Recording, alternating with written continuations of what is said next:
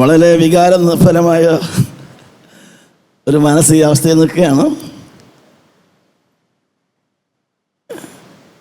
ഇന്നേക്ക് 52 വർഷം മുമ്പാണ് ഞാൻ എറണാകുളം സിറ്റിയിൽ വന്നത്. ഞാൻ വന്നത് എൻ്റെ ജീവിതം മുഴുവനായി ഒരു മിഷണറിയായി സമർപ്പിച്ച് എവിടെ അയക്കുന്നു അവിടെയെല്ലാം പോകാനുള്ള അർപ്പണബോധത്തോടുകൂടിയാണ്. അത് കലൂരായിരുന്നു. ഓപ്പറേഷൻ മൊബിലൈസേഷൻ എന്ന് പറയുന്ന ഒരു സംഘടനയുണ്ട്, ലോകവ്യാപകമായി ചെറുപ്പക്കാരുടെ വലിയൊരു മൂവ്മെൻറ്റ്. നമ്മുടെ ഇപ്പോഴത്തെ CJP പോലെ കർത്താവിൻ്റെ ഒരു CJP ആയിരുന്നു അന്ന്. ലോക രാജ്യങ്ങളിൽ നിന്ന് വെറുവറിൻ്റെ ആഹ്വാനം കേട്ട് ഒരു സൈന്യം ഇറങ്ങി. ഓപ്പറേഷൻ, യുദ്ധത്തിൻ്റെ ഒരു പദമാണ് operation mobilisation, to mobilise young men to go out and reach the entire globe.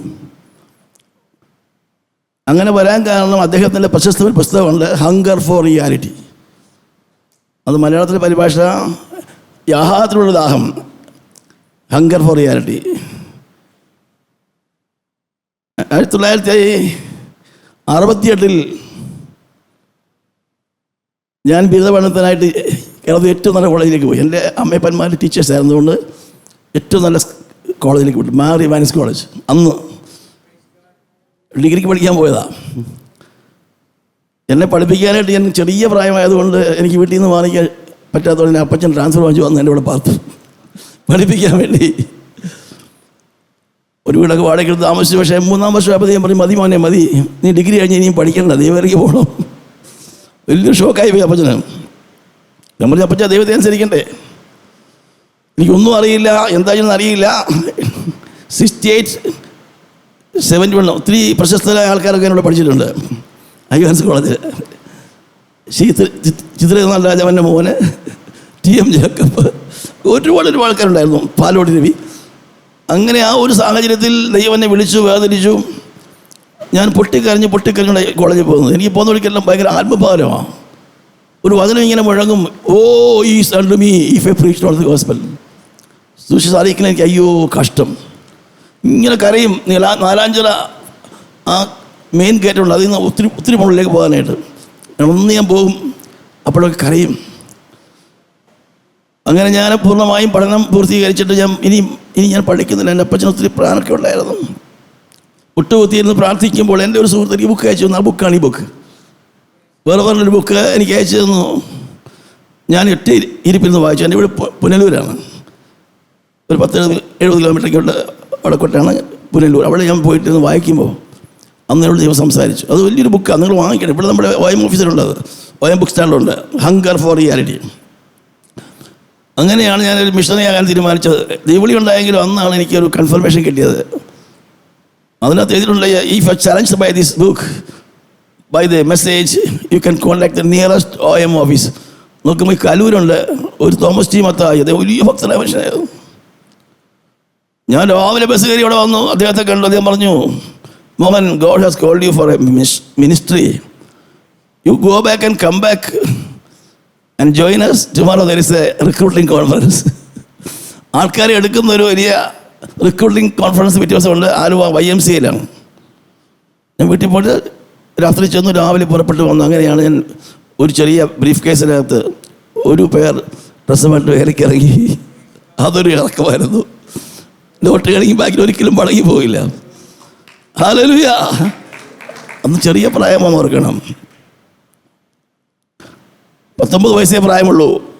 അപ്പോൾ അന്ന് അങ്ങനെ ഇറങ്ങി തിരിച്ച് OML ട്രെയിനിങ് എനിക്ക് കർണാടകത്തിലേക്ക് എന്നെ അയച്ചത്. അന്ന് പൈസ ഒന്നും തരില്ല, കുറേ ബുക്ക് തരും, നമ്മൾ കൊണ്ടുപോയിട്ട് അത് കൊടുക്കണം, പിന്നെ പ്രവർത്തിക്കണം. ഒരു വണ്ടി ഉണ്ടാവും, അത് ജർമ്മനിയിൽ ലണ്ടനിൽ കളയുന്ന വണ്ടി വാങ്ങിച്ച് നന്നാക്കി കൊണ്ടുവരുന്ന വണ്ടികൾ. ആ സാഹിബ്മാരെനിക്ക് ഓടിക്കുന്നത്. അവർക്ക് നേപ്പാൾ വരെ വരാനുള്ള വിസയേ ഉള്ളൂ. പിന്നെ അവർ 3 മാസം മാറി വന്നുകൊണ്ടിരിക്കും. വലിയൊരു അഡ്വഞ്ചറസ് ആയിട്ടുള്ള ജേണിയാണ്. ഇവിടുന്ന് ആ വണ്ടിക്കകത്ത് കയറി ഡൽഹി വരെയൊക്കെ പോയിട്ടുണ്ട്. അത് വെറും ട്രക്കാണ്, അതിനകത്ത് സീറ്റൊന്നുമില്ല, പെട്ടി പുറത്തായിരിക്കുന്നത്. അതൊരു വലിയ ഒരു ട്രെയിനിങ് ആയിരുന്നു. അത് കഴിഞ്ഞ് UP പോയി. 74 UP പോയിട്ട് കുറേ കാലം അവിടെ പ്രവർത്തിച്ചു. അന്നത്തെ UP ഓർത്ത് നോക്കണം, എല്ലാ ഗ്രാമങ്ങളിലും പോവുക, അതൊക്കെ വലിയൊരു ചാലഞ്ചായിരുന്നു. ഞാൻ വിശുവിടൊക്കെ ജീവിക്കാം. അപ്പോഴാണ് ലോഗോസ് വരുന്നത്. ലോഗോസ് കപ്പൽ വന്ന പോലെ മോഹൻ ഒരു കാര്യം കപ്പലിലേക്ക് പോകും. അങ്ങനെ ബോംബെയിലേക്ക് പോയി, ബോംബെയിൽ നിന്ന് ഗോവയിൽ വന്നു, ഗോവയിൽ നിന്ന് മാംഗ്ലൂർ വന്നു. മാംഗ്ലൂർ എന്ന് പറയുന്ന പോർട്ടിൽ ആദ്യം വന്ന കപ്പൽ നമ്മുടെ കപ്പലാണ്. അത് കാണാൻ തന്നെ 75,000 പേര് ഡെയിലി വരുമായിരുന്നു കപ്പൽ കാണാനായിട്ട്. അതിനകത്ത് കയറി പോവാം, വരുന്നവർക്കെല്ലാം ബുക്ക് കൊടുക്കും. മാംഗ്ലൂരിൽ നിന്ന് കൊച്ചിയിൽ വന്നു. കൊച്ചിയിൽ 75 ഇവിടെ എത്തി.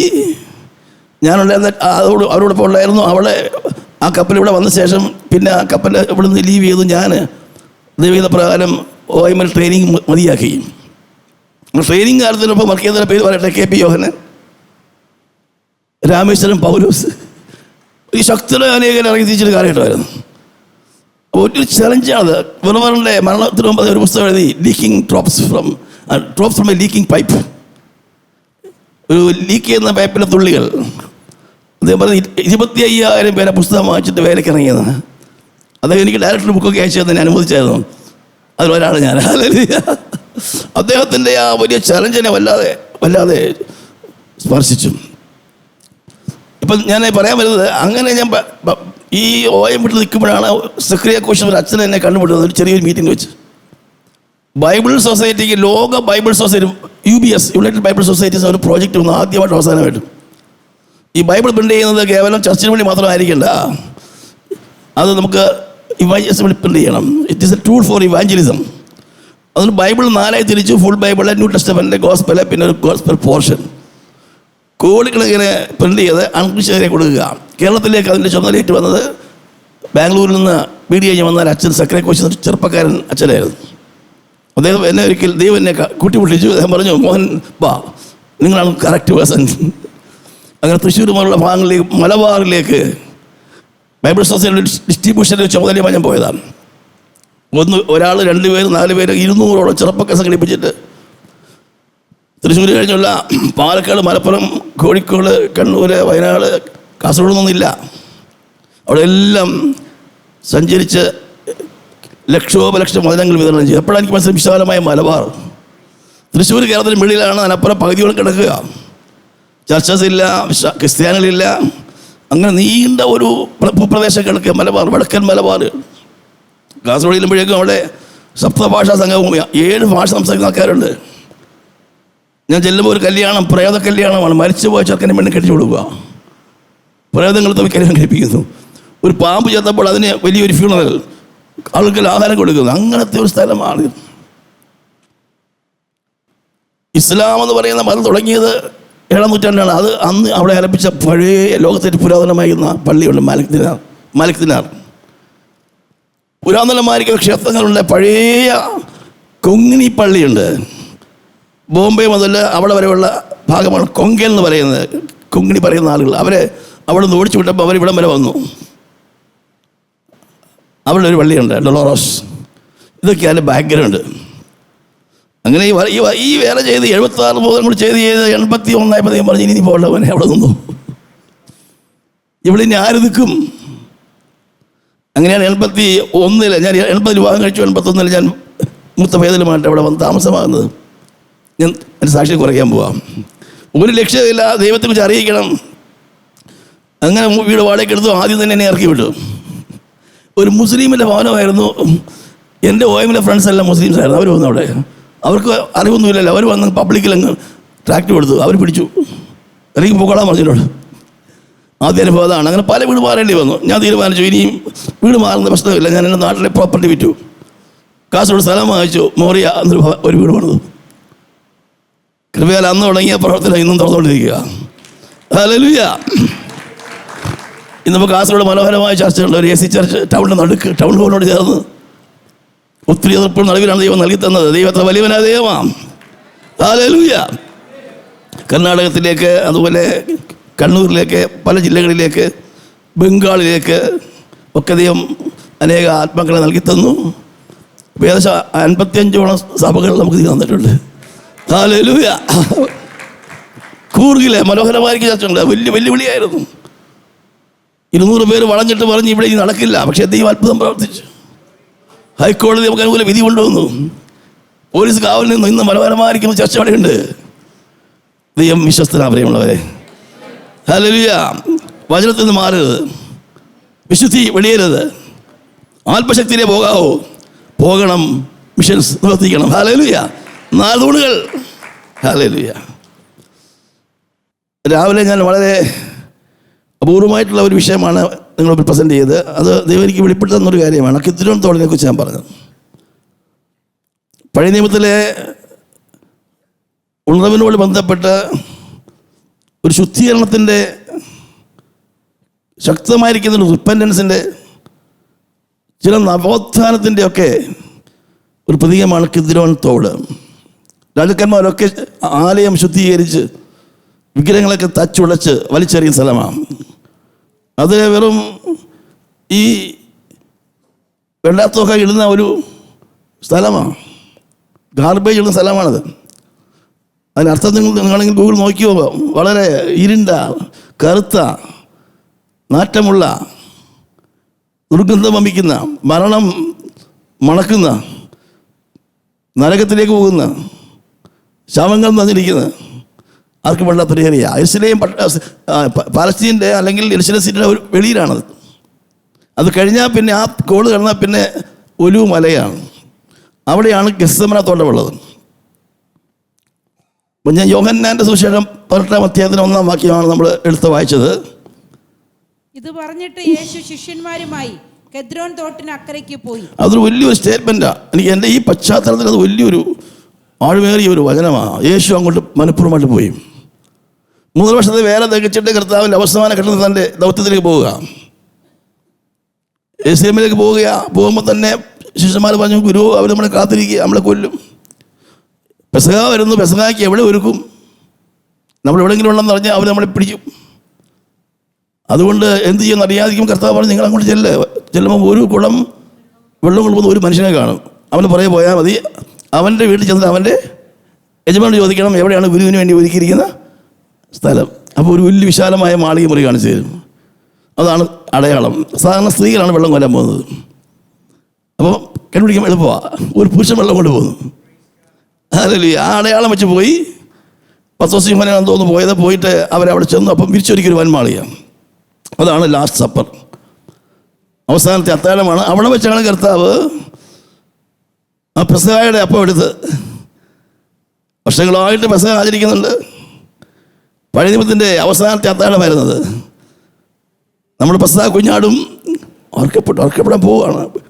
ഇതാ നിങ്ങൾക്ക് വേണ്ടി നുറുക്കപ്പെടുന്ന എൻ്റെ ശരീരം.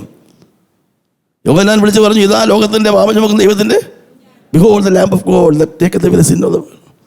യേശു പറഞ്ഞു, ഇതാ ഞാൻ അർക്കപ്പെടാൻ വേണ്ടി പോവുകയാണ്.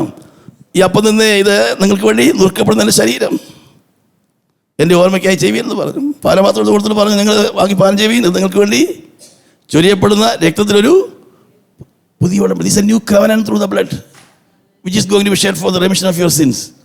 Hallelujah. ഒരു ന്യൂ കവനൻ്റ് അവിടെ സ്ഥാപിക്കുക. നമ്മൾ യിരെമ്യാ പഠിച്ചില്ലേ? യിരെമ്യാ ആത്മാവിൽ പ്രവചിച്ച് പറഞ്ഞൊരു കാര്യം എന്താണെന്നറിയാമോ? ഒരു കാലം വരും, ഈ കാലം കഴിഞ്ഞിട്ട്, പഴയ നിയമകാലങ്ങളിൽ ഈ പ്രമാണം കൊടുത്തു. പ്രമാണമുള്ള കാലത്തൊന്നും സിംഹാസനം ഇരിക്കാൻ പറ്റുന്നില്ല. ദാവീദിന് ശേഷം ഇരിക്കുന്നവരെല്ലാം പോവുക. ശലോമോൻ വീണു, രെഹബെയാം വീണു, പിന്നെ രാജ്യനുണ്ടായി. ഇത് ദാവീദിൻ്റെ സിംഹാസനം ഇരിക്കുന്നവരൊക്കെ വീണിരിക്കുക. എന്നാൽ ദൈവത്തിൻ്റെ പ്ലാനിന് മാറ്റമില്ല. എല്ലാവരും വീണാലും ദൈവത്തിൻ്റെ പദ്ധതിക്ക് മാറ്റം വരില്ല. അനേക കാലം കഴിഞ്ഞ് ഒരു കന്യകടുക്കൽ വന്ന് മലാഖ പറഞ്ഞു, നീ ഭാഗ്യവതി, നീ കൃപ വെച്ചവൾ, നീ ഒരു ഗർഭനിർമ്മാണം പ്രസവിക്കും. അവനാണ് യേശു രക്ഷകൻ. അവൻ്റെ പിതാവായ ദാവീദിൻ്റെ സിംഹാസനം അവന് കൊടുക്കും. അവൻ്റെ രാജ്യത്തിൻ്റെ വർത്തനം ഒരിക്കലും അവസാനം ഉണ്ടാകത്തില്ല. ദൈവത്തിൻ്റെ പദ്ധതി പ്രകാരം ഭൂമിയെ വാഴുവാനുള്ള 1-ാമത്തെ ആദാം വീണുപോയെങ്കിൽ, ഒടുക്കത്തെ ആദാമായി 1-ാം മനുഷ്യൻ വീണ്ടുപോയെങ്കിൽ 2-ാം മനുഷ്യനായിട്ട് ഒരു പുതിയ സ്പീഷീസ് ഓഫ് ഹ്യൂമൻ ബീയിങ്, ഒരു പുതിയ സൃഷ്ടി, A new creation, A new man in Christ, ഒരു പുതിയ സൃഷ്ടി ചെയ്തുകൊണ്ടിരിക്കുകയാണ്. ഇവിടെ ലോകമെല്ലാം എൻട്രോപ്പിയിലാന്ന് പറഞ്ഞാൽ ക്ഷയിച്ചുകൊണ്ടിരിക്കുക, എല്ലാം താഴോട്ട് പോവുക. ഇത് ദ്രവത്വത്തിന് വിധേയമാണ്. ലോകത്ത് ഒന്നും നേരെ നിൽക്കുന്നില്ല, എല്ലാം താഴോട്ട് പോവുക. അതാണ് ഫിസിക്സിലെ ലോ ഓഫ് എൻട്രോപ്പി എന്ന് പറയുക. എല്ലാം താഴോട്ട് ഒന്നും വളരുന്നില്ല, തകരുകയാണ്. എന്നാൽ ഒരു പുതിയ സമൂഹം വളരുന്നുണ്ട്. ഹല്ലേലൂയ. ബേത്ലഹേമിൽ പിറന്ന ആ കുഞ്ഞിൻ്റെ പിന്നാലെ വന്നവരൊക്കെ ഒന്ന് വളർന്നുകൊണ്ടേയിരിക്കുക. നിത്യതയ്ക്ക് വേണ്ടി ഒരുങ്ങിക്കൊണ്ടിരിക്കുക. സിംഹാസനം അവന് കൊടുക്കും, അവൻ്റെ രാജ്യത്തിന് അവസാനം ഉണ്ടാകത്തില്ല. യെശയ്യാവ് വിളിച്ച് പറഞ്ഞു, 700 വർഷം മുമ്പ് നമുക്കൊരു ശിശു ജനിച്ചിരിക്കുന്നു, ഒരു മകൻ നൽകപ്പെട്ടിരിക്കുന്നു, ആധിപത്യം അവരുടെ തോളിലിരിക്കുന്നു. The government shall be upon his shoulder. ഇതൊക്കെ ഒന്ന് വായിച്ച് ധൈര്യപ്പെടണം. ഗവൺമെൻറ് അവൻ്റെ തോളിലായിരിക്കാൻ പോകുന്നത്. നമ്മുടെ പ്രാർത്ഥന അതായിരിക്കണം, പ്രാർത്ഥന അതായിരിക്കണം. യേശു രാജാവായി വരാൻ പോവുകയാണ്. Hallelujah. Government shall be upon his shoulder. അവൻ്റെ രാജ്യത്തിന് അവസാനം ഉണ്ടാകത്തില്ല, സമാധാനത്തിന് അവസാനം ഉണ്ടാകത്തില്ല. എത്ര സമാധാനം ഇവിടെ ഒപ്പുവെച്ചാലും പിന്നെയും വെടിവെക്കും, പിന്നെയും ബോംബിടും. പക്ഷേ യേശുവിൻ്റെ രാജ്യത്തിന് അവസാനം വരില്ല. അതിലേക്ക് ഇന്ന് നമ്മൾ പോയിക്കൊണ്ടിരിക്കുക. നമ്മളാണ് രാജാക്കന്മാർ, നമ്മളാ പുരോഹിതന്മാർ. Hallelujah, hallelujah. നമുക്ക് വീണ്ടും മുന്നോട്ട് വരാം. ചില പഴയ വിഭാഗങ്ങളോട് വായിക്കാം. നമുക്ക് ആവർത്തന പുസ്തകം 21 അധ്യായം 18 മുതൽ വായിക്കാം.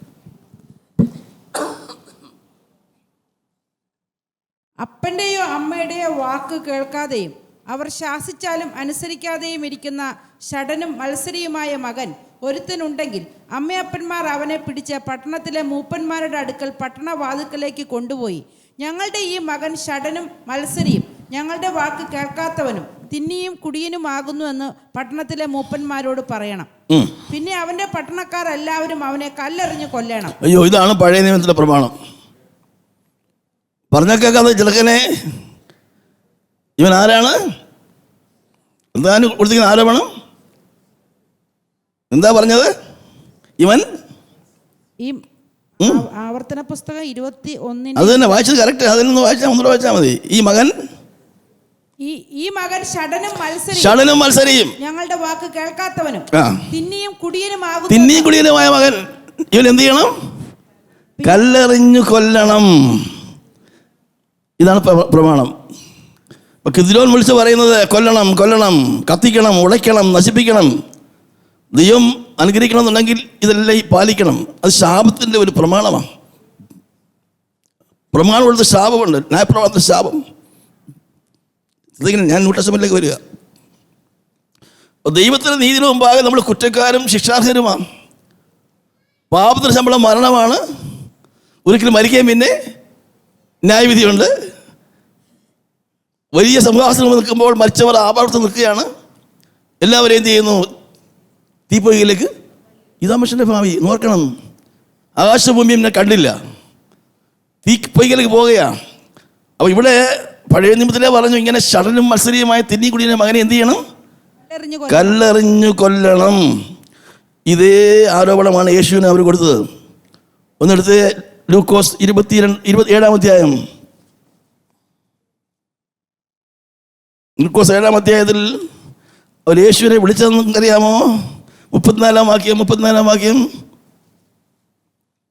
മനുഷ്യപുത്രൻ തിന്നിയും കുടിച്ചും കൊണ്ട് വന്നിരിക്കുന്നു. തിന്നിയും കുടിയനുമായ മനുഷ്യൻ ചുങ്കക്കാരുടെയും പാപികളുടെയും സ്നേഹിതൻ. മനസ്സിലായോ? ആത്മാവിൽ ഉല്ലസിച്ചാണ്. അന്ന് പറഞ്ഞ ആ ശപിക്കപ്പെട്ട മോഹന്റെ കുറ്റമാണ് യേശുവിൻ്റെ മേൽ ആരോപിക്കപ്പെട്ടത്. വല്ല അർത്ഥം മനസ്സിലാവുന്നുണ്ടോ? അങ്ങനെ മനഃപൂർവ്വം പറഞ്ഞതാണ്. തിന്നിയും കുടിയനുമായി മത്സരി ചടനുമായ എനിക്ക് നിങ്ങൾക്കും പകരമായി ദൈവത്തിൻ്റെ നിഷ്കളങ്ക കുഞ്ഞാടായ ഓമനകുമാരൻ ആ ശിക്ഷ ഏറ്റെടുക്കുകയാണ്. ഇവൻ തിന്നിയും കുടിയനുമാണെങ്കിൽ ഇവൻ എന്ത് ചെയ്യണം? കല്ലെറിഞ്ഞു കൊല്ലപ്പെടണം. നമ്മുടെ ശിക്ഷ അവൻ്റെ മേലായി. അവൻ നമ്മുടെ പാപങ്ങളെ ചുമന്നുകൊണ്ട് കൂശിന്മേൽ കയറി. അവൻ നമ്മുടെ അതിക്രമ നിമിത്തം മുറിവേറ്റു, അകൃത്യ നിമിത്തം തകർന്നു. പാപം അറിയാത്തവരെ നാം അറിയിൽ നീതിയാകാൻ നമുക്ക് വേണ്ടി പാവമാക്കപ്പെട്ടു. അവൻ നമ്മുടെ ന്യായപ്രമാണം ശാപത്തിൽ നിന്ന് വിലയ്ക്ക് വാങ്ങി. ഇത് ലിങ്ക് ചെയ്യണം.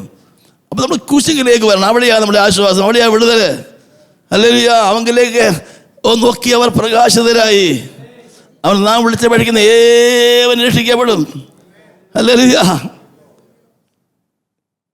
കാസർഗോഡ് ഏറ്റവും പ്രമുഖമായിരിക്കുന്ന ഒരു പൂജാരി ഹേമാനന്ദ ദേവി പ്രസന്ന, അതേ പറഞ്ഞത്, സ്വാമിജി ചർച്ച ഞാൻ വരും, എനിക്ക് യേശു വിശ്വാസമുണ്ട്, എനിക്കൊരു പ്രാർത്ഥിക്കണമെന്ന്. ഹല്ലേലൂയ. കർത്താവിനെ എല്ലാവർക്കും വേണം. ആര് പോയി പറയും അവരോട്? ആര് പോകും? ആരെ അയക്കേണ്ടു? ആര് പോകും? പോകാതെ എങ്ങനെ പറയും? ഈ നിരീക്ഷാവിശ്വാസം കാരണം ഒരു സിന്ധു എന്ന് പെൺകുട്ടിയാണ്. സിന്ധു, അവള് സർവേ ഡിപ്പാർട്ട്മെൻറ്റിൽ ഇന്ന് ഒരു ഹൈ പോസ്റ്റിലിരിക്കുകയാണ്. സിന്ധു, കൊല്ലത്ത് ഞങ്ങൾക്കൊരു കൂട്ടായ്മയുണ്ട്.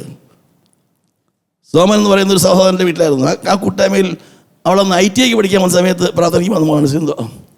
അവൾ വിളിച്ചുമ്പോൾ അതും കാസർഗോഡ് വന്നാണ് സ്ഥാനപ്പെട്ടത്. ആ മോള് ജോലി കിട്ടി കാസർഗോഡ് വന്നു. അവൾ പാർത്ത റൂമിലേക്കാണ് ഇവളെ പറഞ്ഞയച്ചത്.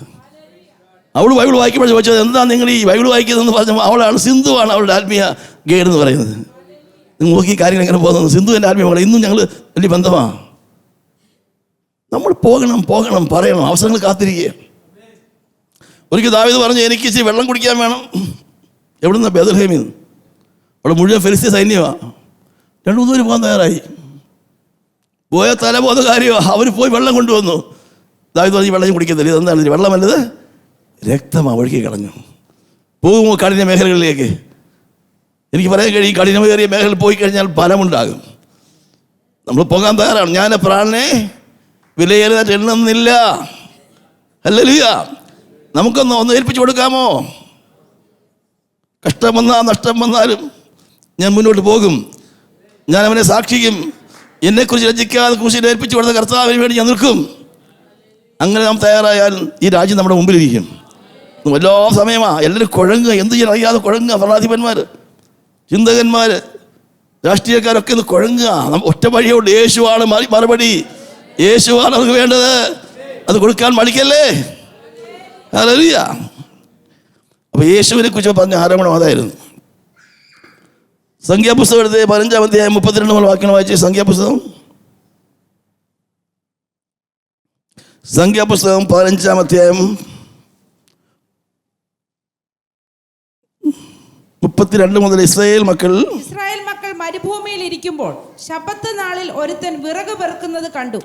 അവൻ വിറക് പെറുക്കുന്നത് കണ്ടവർ അവനെ മോശയുടെയും അഹരോന്റെയും സർവ്വസഭയുടെയും അടുക്കൽ കൊണ്ടുവന്നു. അവനോട് ചെയ്യേണ്ടത് ഇന്നതെന്ന് വിധിച്ചിട്ടില്ലായക കൊണ്ട് അവർ അവനെ തടവിൽ വെച്ചു. പിന്നെ യഹോവ മോശയോട്, ആ മനുഷ്യൻ മരണശിക്ഷ. നല്ലവണ്ണം ബൈബിൾ പഠിക്കണം കേട്ടോ. ഞാൻ ഈയിടെയായിട്ട് ഒത്തിരി പഠിച്ചുകൊണ്ടിരിക്കുക. വളരെ രസമാണ് പഠിക്കാനായിട്ട്. ന്യൂ ടെസ്റ്റമെന്റിലെ ക്യാപ്സ്യൂൾസ് ആണ്. ഇതാണ് നല്ലവണ്ണം വിശദമായിട്ട് പഠിക്കാൻ പറ്റും. ഞങ്ങൾക്ക് ഇവിടെ ഒരു സെൻട്രൽ യൂണിവേഴ്സിറ്റി ഉണ്ട്. കേരളത്തിലെ ഒരു യൂണിവേഴ്സിറ്റി ഉള്ളൂ, സെൻട്രൽ യൂണിവേഴ്സിറ്റി. എല്ലാ സ്റ്റേറ്റിലും ഓരോന്നുണ്ട്. ഞങ്ങൾക്ക് കിട്ടിയത് കാസർഗോഡാണ്. വലിയ ക്യാമ്പസാണ്. 3500 പേര് ഇപ്പം തന്നെ ഉണ്ട്. മിക്കവാറും ഒത്തിരി ഫാക്കൽറ്റീസ് ഉണ്ട്. നിങ്ങൾ അന്വേഷിക്കണം. നിങ്ങൾക്ക് നല്ല അഡ്മിഷനൊക്കെ അവിടെ കിട്ടും. PhD വരെ പഠിക്കാം. നമുക്കൊരു ചർച്ച ഉണ്ട്. തെലുങ്കിലും ഉണ്ട്, ഇംഗ്ലീഷിലും ഉണ്ട്. 2 ചർച്ചസ്. അതിന് മിക്കവാറും PhD-ക്കാരാണ്. അപ്പോൾ അവർക്ക് ഇങ്ങനെ റിസർച്ച് കൊണ്ടേയിരിക്കുക. ഞാൻ പറയും, നമുക്ക് ഈ ബൈബിൾ റിസർച്ച് ചെയ്യുക നിങ്ങൾ. അല്ലേ? അപ്പോൾ പറയാം, നമുക്കൊരു ഫാക്കൽറ്റി ഓഫ് ബൈബിൾ അവിടെ തുടങ്ങണം. അല്ലേ? റിസർച്ച് ചെയ്യാൻ പറ്റിയ ബുക്ക് ഇതാണ്. ഭയങ്കര ഇൻട്രസ്റ്റാണ് അവർക്ക്. നോക്കുക, നമുക്ക് ഇവിടെ വായിക്കുമ്പോൾ ഇവിടെ ഒരു ഇഷ്യൂ ഉണ്ടായി. ഒരുത്തർ ശബത്തിൽ വിറക് പറക്കുന്നു. കാരണം അത്ര സ്ട്രിക്റ്റാണ് ശബത്ത് എന്ന് പറയുന്നത്. അപ്പോൾ അവർ വിളിച്ചുകൊണ്ട് വന്നു, ഇവനെന്താ ചെയ്യേണ്ടേ? വിറക് വർക്കുന്നതിന് വേണ്ടി അവനെ ഉണ്ടാക്കാൻ പാടില്ല. അടുപ്പിത്തി കത്തിക്കാൻ പാടില്ല. ഇത്ര പരിധിക്ക് അവൻ നടക്കാൻ പാടില്ല. ശബത്ത് ദൂരമുണ്ട്. ശബത്തെ ശുദ്ധീകരിക്കണം. ഇല്ലേ പ്രമാണം? അവരാലോചിച്ച് മോശ ദൈവത്തോട് ചോദിച്ചിട്ട് പറഞ്ഞു, ആ മനുഷ്യൻ മരണശിക്ഷ. അയ്യോ, മരണശിക്ഷ. നമ്മൾ ക്രൂശിനെ കുറിച്ച് പറയുമ്പോൾ വെറുതെ പറയരുത്. ക്രൂശിൽ യേശു മരിച്ചതിന് പിന്നിൽ ന്യായപ്രമാണത്തിൻ്റെ ശാപം ഏറ്റെടുക്കുകയായിരുന്നു. സഹോദരനോട് നിസ്സാരെന്ന് പറഞ്ഞാൽ നീ കോടതി നിൽക്കേണ്ടി വരും. മൂടാന്ന് പറഞ്ഞാൽ അഗ്നി നരകത്തിൽ പോകുന്നതാണ് യേശു പറഞ്ഞത്. അതാണ് revised version of Mosaic law. അങ്ങനെ നമ്മളൊക്കെ ആരാ? വ്യഭിചാരം ചെയ്യുന്നവനെ കലഞ്ഞു പറയണം എന്നുള്ളത് ശരിയാണ് പഴയ നിയമത്തിൽ. പക്ഷേ ഇപ്പം ഞാൻ പറയുന്നു, ഒരു സ്ത്രീയെ മോഹിക്കാൻ നോക്കിയാൽ ഹൃദയം കൊണ്ട് വ്യഭിചാരം. ഒരുത്തനെ നീ കൊന്നില്ലെങ്കിലും നീ അവൻ ഗുണമില്ലാത്തവെന്ന് പറഞ്ഞാൽ നീ അവനെ പകച്ചു. അതെന്താണ്? മേർഡറാണ്. അതെനിക്ക് കിട്ടിയാൽ കൊള്ളാമെന്ന് ആഗ്രഹിച്ചാൽ എന്താണത്? മോഷണമാണ്. അതാ ദൈവത്തിൻ്റെ പ്രമാണം. നമ്മളാരും യോഗ്യല്ല, നീതിമാൻ ആരുമില്ല. മനുഷ്യരുടെ ഹൃദയം എല്ലാറ്റിനേക്കാൾ കപടമുള്ളതാണ്, വിഷമുള്ളതാണ്. The heart of man is deceitful and desperately wicked. യേശു ഹാർട്ടിൻ്റെ ഒരു സ്കാനിങ് റിപ്പോർട്ട് പറഞ്ഞു, അകത്ത് നിന്ന് പുറപ്പെടുന്ന നഷ്ടമാക്കുന്നത് പുറത്തുനിന്ന് കഴിക്കുന്നൊന്നുമല്ല. ആഹാരമൊന്നും നമ്മൾ നഷ്ടമാക്കുക, അതൊക്കെ മറപ്പരെ പോകും. അകത്തുനിന്ന് വരുന്നത് ദുശ്ചിന്ത, വിചാരം, പ്രസംഗം, കൊലപാതകം, ഇതാണ് നമ്മൾ നഷ്ടമാക്കുന്നത്. ഞങ്ങൾക്ക് പുതിയൊരു ഹൃദയം തരും. പുതിയ ഉടമ്പടി അതാണ്. പഴയ ഉടമ്പടിയെ മാറ്റിയിട്ട് യിരെമ്യാവ് പറഞ്ഞു, ഞാൻ പുതിയൊരു ഉടമ്പടി എന്ന കാലം വരുന്നുണ്ട്, അന്ന് ഞാൻ നിങ്ങൾക്ക് പുതിയൊരു ഹൃദയം തരും. എസെക്കിയേൽ വായിക്കണം, 36 വായിക്കണം. ഞാൻ പുതിയൊരു ഹൃദയം തരും, പുതിയ ആത്മാവ് തരും, എൻ്റെ ആത്മാവ് ഉള്ളിലാക്കി ഹൃദയങ്ങൾ എഴുതുന്നുണ്ട്. നമ്മൾ അതിപ്പെട്ട നമ്മൾ ഓരോരുത്തരും സ്വന്തം ചെയ്തായിട്ട് ഹല്ലേലൂയ. നമ്മൾ പഴയ ജനറേഷനല്ല, നമ്മൾ പുതിയ ജനറേഷനാണ്, നമ്മൾ പുതിയ സൃഷ്ടിയാണ്. ക്രിസ്തുവിലാലും പുതിയ സൃഷ്ടിയാണ്. പഴയത് കഴിഞ്ഞുപോയി. ദൈവങ്ങൾ വലിയ മാറ്റം ഉണ്ടാക്കണം. നമ്മൾ പഴയതിനെ ഇനി ഫോളോ ചെയ്യരുത്. പഴയത് മുഴുവൻ കാലഹരണപ്പെട്ടു പോയി. എപ്പോഴും മൊബൈൽ ഒന്നും അപ്ഡേറ്റ് അല്ലെങ്കിൽ നമ്മൾ മാത്രമുണ്ട്, ദൈവങ്ങൾ മാത്രം അപ്ഡേറ്റ് ചെയ്യുന്നില്ല. ആ പഴയ ഓൾഡ് വെർഷനാണ്. അതുകൊണ്ട് പലതും കിട്ടുന്നതുമില്ല. ഈ മാസം മാത്രം അപ്ഡേറ്റിങ്ങാ. പലതും മാറ്റണം. ഹല്ലേലൂയ. ഹാർഡ്വെയർ ഉണ്ട്, സോഫ്റ്റ്വെയർ മാറ്റണം. ഒന്ന് ഹല്ലേലൂയ ഏറ്റെടുത്ത് സ്വന്തം ചെയ്താണ്. പുതുക്കം പ്രാപിക്കുന്നൊരു പുതു മനുഷ്യനാണത്. Daily being renewed. ദിവസം തോറും അവനെ പോലെ ആകുന്ന, നമ്മളെ സൃഷ്ടിച്ചവരുടെ അതേ പ്രതിമയത്തിരുന്ന ഒരു പുതിയ മനുഷ്യൻ നമ്മുടെ ഉള്ളിലുള്ളത്. ചെറുപ്പക്കാരൊക്കെ അത് പഠിപ്പിച്ചെടുക്കണം. ക്രിസ്തുവിനെ പോലെ ആകാനാണ് നമ്മൾ പിടിച്ചിരിക്കുന്നത്. അപ്പം അവനെ കലർഞ്ഞുകൊല്ലാൻ തീരുമാനിച്ചു. ശബത്തിൽ വിറവ് പെറുക്കിയവനെ കർത്താവായ യേശു ക്രിസ്തു ശബത്തിലാണ് എന്ത് ചെയ്യുന്നത്? സൗഖ്യമാക്കുന്നത്. ഈ പരീക്ഷന്മാർ പറയും, ഇവൻ ആരാടാ? ഇവനാണ് ഗുരു. ഇവൻ ശബത്ത് സൗഖ്യമാക്കി. 32 നാൾ കിടന്നവൻ എഴുന്നേറ്റല്ല വിഷയം. ആരാണ് സൗഖ്യമാക്കിയത്? അവൻ പാവിയാ. കുഴലിനെ സൗഖ്യമാക്കി ആരാടാ? അവൻ പാവി. അവൻ അത് ചെയ്യാൻ പാടില്ല. അതാണ് അവരുടെ പ്രമാണം. ക്വസ്റ്റ്യൻ വന്നു, ഞാൻ ശബത്തിനും അപ്പോൾ കർത്താവിനെ കുറിച്ച് ആരോപണം അതായിരുന്നു, ശബത്തിനെ അശുദ്ധമാക്കുന്നവൻ. അപ്പോൾ ഞാൻ പറഞ്ഞു, ഈ പഴയ എല്ലാ ശാപവും ആരുടെയും വന്നു. അതാണ് അവിടെ നമ്മൾ ദൈവത്തെ സ്തുതിക്കേണ്ടത്. ഹല്ലേലൂയ.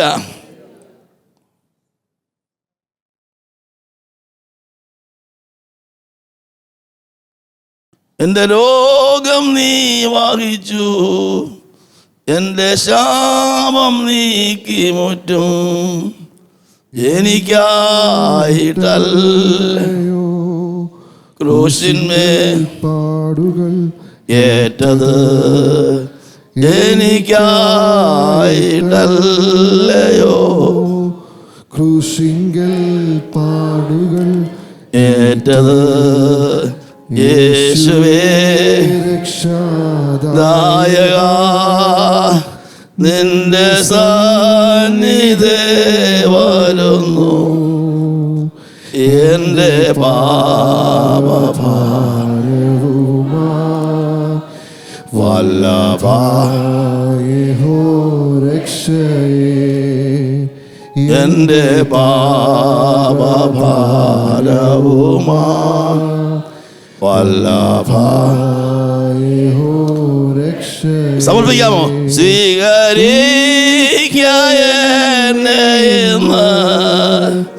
ആത്മദേഹിദേഹത്തെ ഒന്ന് ചേർന്ന് സ്വീകരിക്കായെന്നെ ഉടമഹടലാശംപോലും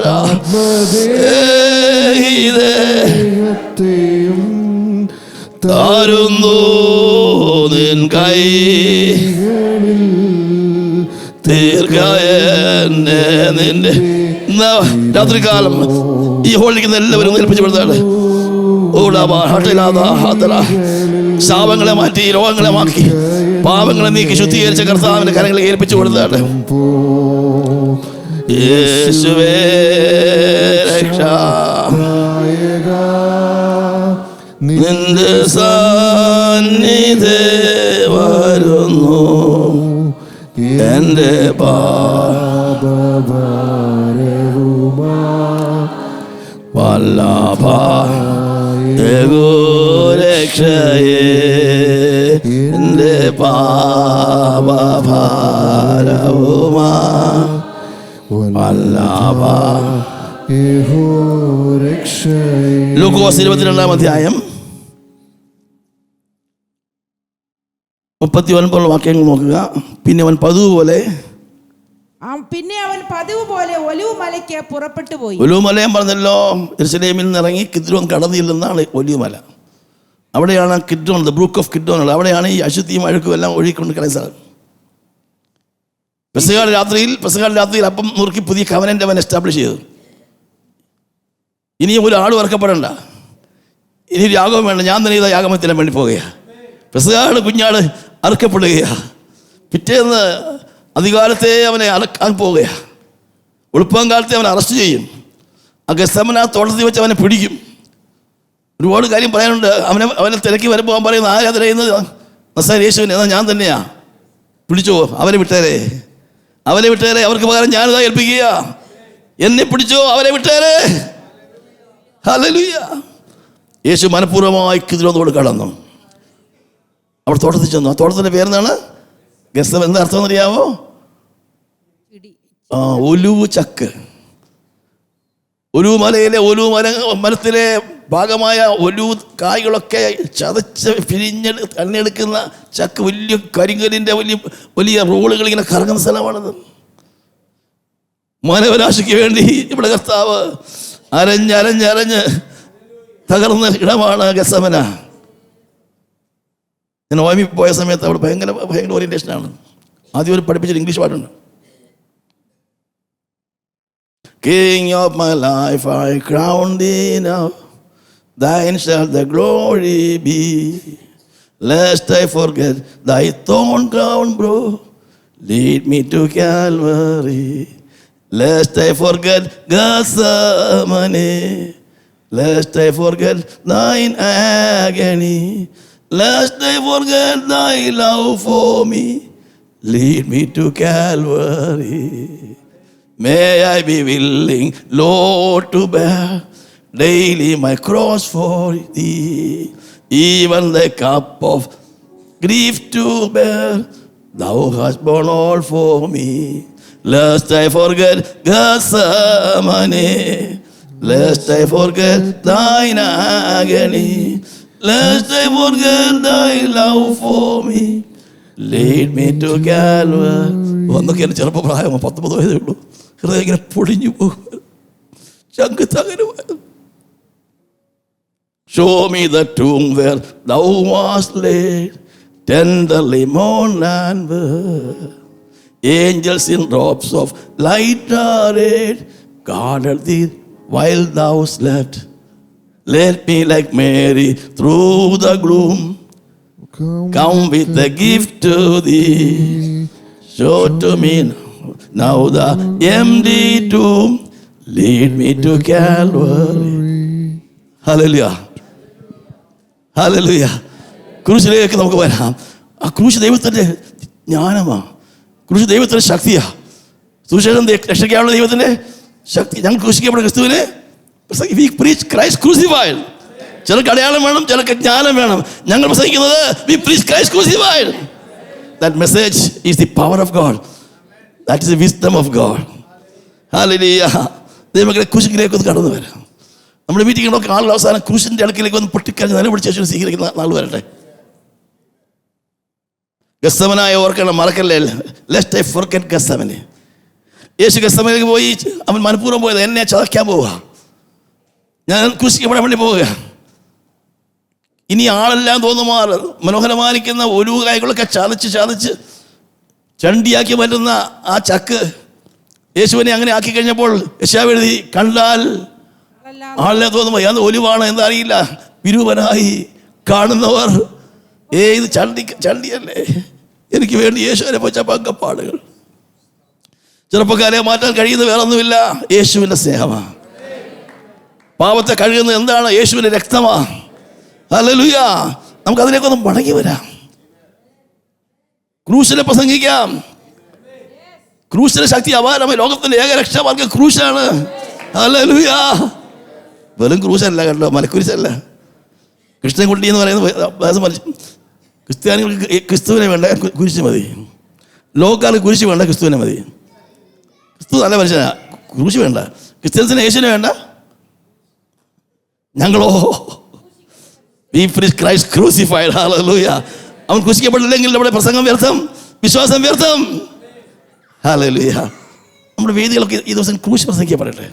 അവിടെ ഏത് പാപി അനുതാപത്തിലേക്ക് വരും, ജനങ്ങൾ കൂട്ടമായി കടന്നു വരും. നോക്കുക, അപ്പോൾ ഇവിടെ യേശു അവിടെ ചെന്നു, ശിഷ്യന്മാരും അവനെ അനുഗമിച്ചു. ആ സ്ഥലത്തെത്തിയപ്പോൾ അവൻ അവരോട്, നിങ്ങൾ പരീക്ഷയിൽ അകപ്പെടാതിരിപ്പാൻ പ്രാർത്ഥിപ്പിനെന്ന് പറഞ്ഞു. താൻ അവരെ വിട്ട് ഒരു കല്ലേറ് ദൂരത്തോളം വാങ്ങിപ്പോയി. യഹൂദന്മാരുടെ ഒരു ശിക്ഷാക്രമമാണ് കല്ലെറിഞ്ഞു കൊല്ലുക. ഞാൻ ഇത് റിസർച്ച് ചെയ്തപ്പോൾ എൻ്റെ ഒരു വ്യാഖ്യാനം, ഇപ്പോൾ ഈ പാസ്റ്റർ ഒരു യഹൂദ റബിയ, ഞാൻ ഭാവി എന്നെ കല്ലെറിയാൻ വരുക. അപ്പം നല്ലവണ്ണം ഏറ് കൊള്ളാൻ പറ്റിയ ദൂരമുണ്ട്. ഒത്തിരി ദൂരെ ആയാലും ഏറ് ശരിക്കും കൊള്ളത്തില്ല, അടുത്തായാലും ഈ ആക്കി കിട്ടുന്നില്ല. അപ്പോൾ കറക്റ്റ് ഡിസ്റ്റൻസ് ഉണ്ട്, ഒരു കല്ലേറ് ദൂരം. യേശു അവിടെ കറക്റ്റ് അവിടെ പോയി മുട്ടുകുത്തി. ന്യായപ്രമാണത്തിൻ്റെ ശാപം ഏൽക്കാൻ വേണ്ടി ഞാൻ വന്നിരിക്കുക, ഞാൻ ചതയ്ക്കപ്പെടാൻ വേണ്ടി വന്നിരിക്കുക. ഹല്ലേലൂയ. ഒരു കല്ലേറ്, അവനെ കല്ലെറിഞ്ഞില്ലെങ്കിലും അവൻ്റെ അന്തരാത്മാവിലേക്ക് ഈ കല്ലുകൾ വന്ന് വീഴുകയാണ്. അവൻ്റെ കയ്യിൽ പാനപാത്രം കൊടുത്തു. ലോകത്തിൻ്റെ പാപത്തിൻ്റെ മുഴുവൻ ശിക്ഷയുടെ ആ ചഷകം അത് നിറച്ച ദൈവക്രോധത്തിൻ്റെ ആ വീഞ്ഞായിരുന്നു. നിങ്ങൾ ഗെത്സമനെ ചിന്തിക്കണം. ഈ success was not on Calvary but in Gethsemane. അവൻ ജയിച്ചത് ഗെത്സമനയില്ല, അവിടെ അവൻ പാപം വഹിച്ചത്. അപ്പോൾ അവിടെ ആരുമില്ല, 3 പേരെ കൊണ്ട് അവർ പോലും ദൂരം നിന്ന് ഉറങ്ങുക, ഏകനായിട്ട്. നമ്മൾ രാവിലെ പാടിയത് മഹാത്മ അനവധി ഉണ്ട് രഹസ്യമേ, ഏകനായി അവൻ പോയില്ലേ കുറിച്ച് വന്നുകൊണ്ട്. അപ്പം ഞാൻ പറയാൻ വന്ന കിദ്രോൻ തോടിലെ അക്കരയ്ക്ക് പോയത് അവൻ എങ്ങനെയാണ് എല്ലാ പാവം വഹിച്ചുകൊണ്ടാണ് പോയത്.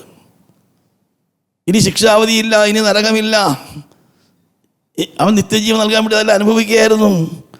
ഒരു കല്ലേറ് ദൂരം പോയി അവൻ മുട്ടുകുത്തി നിൽക്കുമ്പോൾ കല്ലേറ് അക്ഷരേറ്റില്ലെങ്കിൽ അവൻ്റെ അന്തരാത്മാവിലേക്ക് ഈ കല്ലുകൾ ശിക്ഷകൾ വന്ന് പതിയാണ്. അവൻ്റെ ചങ്ക് പൊട്ടി. ഹിമാറ്റിട്രോസിസ് എന്ന് പറയുന്ന ഒരു പ്രത്യേക ആസ്മമായി ഈ ബ്ലഡിനകത്തുള്ള ചുവന്ന രക്താണുക്കൾ പൊട്ടി പുറത്ത് വരുന്ന ഒരു പ്രത്യേക അനുഭവമാണ് ഞാൻ എവിടെയോ റെഫർ ചെയ്തപ്പോൾ കണ്ടത്. അത് അപൂർവമായിരിക്കുന്ന ഒരു പ്രശ്നമാണ്. രക്തത്തിൻ്റെ ആ അണുക്കൾ പൊട്ടി അത് ഇങ്ങനെ രോമകുത്തി പുറത്ത് വരുന്ന ഹിമാറ്റിട്രോസിസ്. കർത്താവിൻ്റെ ഞരമ്പിനകത്ത് രക്തത്തിൻ്റെ അണുക്കൾ പൊട്ടി പുറത്ത് വന്നു. എനിക്ക് വേണ്ടി, എനിക്കായിട്ടല്ലയോ ക്രൂശിൽ പാടുകളേറ്റത്. എനിക്കെങ്ങനെ അവനെ സ്നേഹിക്കാൻ കഴിയും? ഹല്ലേലൂയ.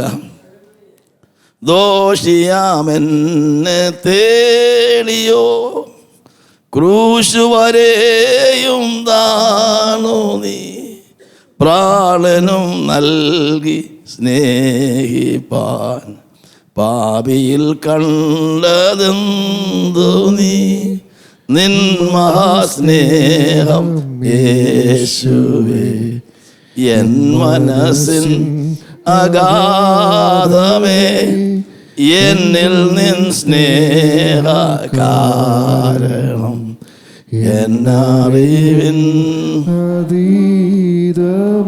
ആകാശമെല്ലാം ക്യാൻവാസ് ആക്കിയിട്ട്, സമുദ്ര വെള്ളമെല്ലാം മഷിയാക്കിയിട്ട്, മലമെല്ലാം പേനയാക്കി എഴുതിയാൽ ഈ സ്നേഹം എഴുതിത്തീരത്തില്ല. നിത്യത മുഴുവൻ പാടുന്ന പാട്ടൊന്ന്, ദൈവമേ നീ എത്രമാത്രം എന്നെ സ്നേഹിച്ചല്ലോ. ഹല്ലേലൂയ. എത്ര പാടിയാലും തീരുന്നില്ല സ്നേഹം. നിത്യസ്നേഹത്താൽ ഞാൻ നിന്നെ സ്നേഹിച്ചിരിക്കുന്നു, ഞാൻ നിന്നെ പുതിയ ഉടമ്പടി ചെയ്തിരിക്കുന്നു. ഗോമറയെ നിന്നെ ഞാൻ വീണ്ടും എൻഗേജ്മെന്റ് നടത്തി, നിന്നെ സ്നേഹിച്ചത് വീണ്ടും നീ പ്രിയയായി മാറിയിരിക്കുന്നു. നമ്മൾ അനുഭവിക്കേണ്ടവരാ. യേശു മുട്ടുകുത്തി ഏൽപ്പിച്ചു കൊടുത്തു. അവൻ്റെ വിയർപ്പ് രക്തം വിയർപ്പ് തുള്ളിയായിട്ട് പുറത്തു വന്നു. ഇപ്പോൾ ഗെത്സമനായിൽ അവൻ നമുക്ക് വേണ്ടി ഈ കിദ്രോൻ തോടിലെ സകല ശിക്ഷ അവൻ അനുഭവിച്ചു. അവൻ അപ്പുറത്ത് അവൻ പോയി, പട്ടണവാതിന് പുറത്ത് ഗുൽഗോതായി പോയി അവൻ മരത്തിൽ തൂക്കപ്പെട്ടു. നമ്മൾ നേരത്തെ വായിച്ചില്ലേ? ദയവായിട്ട് ഒന്നുകൂടെ വായിക്കാമോ? ആവർത്തന പുസ്തകം 21-ാം അധ്യായത്തിൻ്റെ നേരത്തെ കല്ലെറിഞ്ഞു കൊല്ലുന്ന കാര്യം പറഞ്ഞു. തിന്നിയും കുടിയനും അവനെ കല്ലെറിഞ്ഞു കൊല്ലണം. യേശു അക്ഷരാർത്ഥത്തിൽ അല്ലെങ്കിലും കല്ലെറിഞ്ഞു കൊല്ലപ്പെട്ടു. ഇനി അതിൻ്റെ 22-ാം വാക്യം, മരണയോഗ്യമായ ഒരു പാപം ചെയ്തിട്ട് അവനെ കൊന്ന ഒരു മരത്തിൽ തൂക്കിയാൽ അവന്റെ ശവം മരത്തിന്മേൽ രാത്രി മുഴുവനും ഇരിക്കരുത്, അന്ന് തന്നെ അത് കുഴിച്ചിടണം. തൂങ്ങി മരിച്ചവൻ ദൈവസന്നിധിയിൽ മരത്തിൽ തൂങ്ങി മരിച്ചവൻ ആരാണ്? ശപിക്കപ്പെട്ടവൻ. എല്ലാത്തിനും പറയുന്നു മരത്തിന്മേൽ തൂങ്ങുന്നവൻ ശപിക്കപ്പെട്ടവൻ. എഴുതിക്കുന്ന പോലെ യേശു നമുക്ക് വേണ്ടി ശാപമായി തീർന്നു. എന്തിനാ? ന്യായപ്രമാണത്തിന്റെ ശാപം നമ്മൾ വിലക്ക് വാങ്ങുവാൻ. ഇത് ലിങ്ക് ചെയ്യണം. ഇതെല്ലാം ഫുൾഫിൽ ചെയ്ത് ക്രിസ്തുവിലാണ്. ന്യായപ്രമാണത്തിൽ എല്ലാ റിക്വയർമെന്റ്, ചെറിയ റിക്വയർമെന്റ് പോലും കർത്താവ് പൂർത്തി, സകലവും നിവൃത്തിയായി, തെറ്റലസ്റ്റായി എന്ന് പറഞ്ഞെല്ലാം ന്യായപ്രമാണം എന്തെല്ലാം ആവശ്യപ്പെട്ടോ അതെല്ലാം അവൻ അനുഭവിച്ചു നമുക്ക് വേണ്ടി. ഒന്ന് ഹൃദയം തുറന്ന് അവനെ ആരാധിച്ചാണ്ട് എനിക്കെതിരെയുള്ള എല്ലാ കൈയെഴുത്തും വായിച്ചു, അതിക്രമൊക്കെ ക്ഷമിച്ച് വിരോധമായ കൈയെഴുത്തും വായിച്ചെല്ലാം കുറിച്ച് നീക്കിക്കളഞ്ഞു. എനിക്കെതിരെ കേസ് കൊടുത്തവനെ ആയുധവർഗം വെപ്പിച്ച് അവനെ പരസ്യമായ കോലമാക്കി. എനിക്ക് ശിക്ഷാവിധിയില്ല. ദൈവം എന്നെ നീതീകരിച്ചു. ദൈവം എനിക്ക് അനുകൂലം, എനിക്ക് ആരാണ് പ്രതികൂലം? ദൈവം എന്നെ നീതീകരിച്ചിരിക്കുന്നു. ദൈവത്തിനെതിരെ ആർക്കുറ്റം ചുമത്തും? ഇതാ ധൈര്യം. ഞാൻ ദൈവത്താൽ നീതിരിക്കപ്പെട്ടവനാണ്. വിശ്വാസത്താൽ നീതിരിക്കപ്പെട്ടിട്ട് നമുക്ക് ദൈവത്തോട് സമാധാനമുണ്ട്. ഇത് അനുഭവിക്കുന്നുണ്ടോ? സകല ബുദ്ധിയെയും സൗകര്യമായി അനുഭവിക്കണം. പ്രശ്ന ബുദ്ധി വരതും പറയാം, ആ ബുദ്ധിയെ കവിയുന്ന ദൈവസമാധാനം. ഹൃദയത്തെ കാക്കണം. പ്രശ്നം കിടന്നുണ്ടെന്നേ തീ ചുളയ്ക്കകത്ത് പോകുമ്പോൾ എന്താ സമാധാനം? ഒരു കുഴപ്പമില്ല, യേശു കൂടെയുണ്ട്. സിംഹഗുഹയിൽ എറിയപ്പെടുമ്പോൾ എന്താ സമാധാനം? സിംഹം ഉറങ്ങുക. ജയിൽ കിടക്കുമ്പോൾ എന്താ സമാധാനം? 10 ദിവസം ഉറക്കുക. ദൂതനെ അയച്ചവർ തനിക്ക് പുറത്ത് കൊണ്ടുപോകുന്നില്ലേ? ഹല്ലേലൂയ. പത്മോസിലേക്ക് എറിഞ്ഞാൽ അല്പം കഴിയുമ്പോൾ മരിക്കും, ഒരു മനുഷ്യൻ പോലും ഇല്ല. പുള്ളി ആത്മാവിശ്വാസത്തിൽ ദൈവത്തെ കാണുക. ഇതാണ് ക്രിസ്ത്യാനിറ്റി എന്ന് പറയുന്നത്. എന്നും ധൈര്യപ്പെട്ടാണ് യേശു ഉയർത്തെഴുന്നേറ്റു. നിങ്ങൾ നോക്കണം, ഗെത്സമനായിൽ അവൻ എല്ലാം അനുഭവിച്ചിട്ട് ഇനി നമുക്ക് പോകാം, ക്രൂശിലേക്ക് പോകുകയാണ്. ഹന്നാവിൻ്റെയും കയ്യപ്പാവിൻ്റെയും അരമനയുടെ മുറ്റത്ത് കാർക്കിച്ചു തുപ്പി, മുഖത്ത് ഉറക്കളച്ച നാറ്റം വെച്ച തുപ്പൽ, മുഖത്ത് രോമം പറിച്ചെടുക്കുന്നു. രാജാവല്ലേട മുള്ളുകൊണ്ട് തലയിൽ വെച്ച് അഞ്ഞിരിക്കുന്നു, പരിഹസിക്കുന്നു. യുവനേതാവ് കൊണ്ടുപോയി കളിയാക്കി വിടുന്നു. ഗവർണറുടെ മുമ്പിൽ കൊണ്ടുപോയി അവനെ പിടിച്ചു നിർത്തി ചാട്ട കൊണ്ട് അവനെ അടിക്കുന്നു. കുരിശ് അവനെ തോളിൽ വെച്ച് അവനെ കൊണ്ടുപോകുന്നു. ഇതെല്ലാം നമുക്ക് വേണ്ടിയായിരുന്നു. മകനെ മകളെ നിനക്ക് വേണ്ടിയാ. ഈ സുവിശേഷം ഇന്ത്യയിൽ 147 കോടി ജനങ്ങൾ കേൾക്കണം. യേശുവിനെ പ്രസംഗിക്കണം. ഇന്ത്യ രൂപാന്തരപ്പെടും. ഇന്ത്യ രൂപാന്തരപ്പെടും. ഇന്ത്യ ക്രിസ്തുവിനെ മാറും. പ്രിയമുള്ളവരെ, എല്ലാം മുഴങ്കാലും മടങ്ങും, എല്ലാ നാവും യേശുവിനെ കർത്താവെന്ന് പറയുന്ന ദിവസം വരാൻ പോയാ. Every knee shall bow, every tongue confess that Jesus Christ is Lord. There shall be filled with the knowledge of the glory of the Lord as the waters cover the sea. വെള്ളം കൊണ്ട് സമുദ്രിക്കുന്നത് പോലെ ഭൂമി നിറയാൻ വേണ്ടി പോകുക. നമ്മുടെ രാജാവ് വരാൻ പോകുന്നു. ഈ സ്റ്റേജിലെ കളിയെല്ലാം അവസാനിക്കും. 2-ാം സങ്കീർത്തനം, രാജാക്കന്മാർ എഴുന്നേൽക്കുന്നു, ജാതികൾ കലഹിക്കുന്നു, വംശം നിരൂപിക്കും. എല്ലാം കൂടെ ഭയങ്കര കോൺഫിഡൻസ്. എന്ത് ചെയ്യണം? സ്വർഗ്ഗത്തിൽ വസിക്കുന്നതും ചിരിക്കുന്ന എന്താണ് നീ എന്ത് ചെയ്യാൻ പോകുന്നത്? ഞാൻ രാജാവിനെ വാഴ്ചിരിക്കുന്നു, നിർണയം പ്രസ്താവിക്കുന്നു. I just give you A declaration. നീ എൻ്റെ വലത്ത ഭാഗത്ത് ഇരിക്കുക. ശത്രു പാദപീഠമാകും. ഇവിടെ യേശു വരാൻ പോവുക. അവസാന ശത്രു പാദപീഠമാക്കും. ഏതാണെന്ന് പറയും? അവസാന ശത്രു മരണം നീങ്ങിപ്പോവും. മരണം കൂടെ പോവും. സ്ഥലം പൊക്കോ. അപ്പോൾ നമ്മൾ 2 കൂട്ടർ പാട്ട് പാടും. യേശു വരുമ്പോൾ മരണം ഇവിടെ വാങ്ങും. മരിച്ചവർ എന്ത് ചെയ്യും? അവർ പറയും, ഹേ പാതാളമേ ജയം എവിടെ? അപ്പോൾ ജീവിച്ചിരിക്കും നമ്മളോ രൂപാന്തരപ്പെടും. നമ്മൾ പറയും, മരണമേ ജയം എവിടെ? മരണത്തിന് ബന്ധിക്കാൻ പറ്റില്ല. നമ്മൾ മരണത്തിലേക്ക് പോയില്ല. വിശ്വാസത്തിൽ മരിച്ചാലും ജീവിക്കും, ജീവിച്ചിരിക്കുന്നവൻ മരിക്കത്തില്ല. മരണമേ എന്നൊരു ജയം എവിടെ? ഇത്ര ഹോപ്പുള്ളവർ എന്തിനാണ് ഇങ്ങനെ പ്ലാനമായിട്ടിരിക്കുന്നത്? തുള്ളിച്ചാടിക്കൂടെ? ഹല്ലേലൂയ. പാതാളമേ മരണമേ നിന്നോട് ജയമേ വീട് കുഞ്ഞാട്ടിൽ നീള കൈ പിടിച്ചു പാടിയേ. സംഹാരകൻ കടന്നു പോ.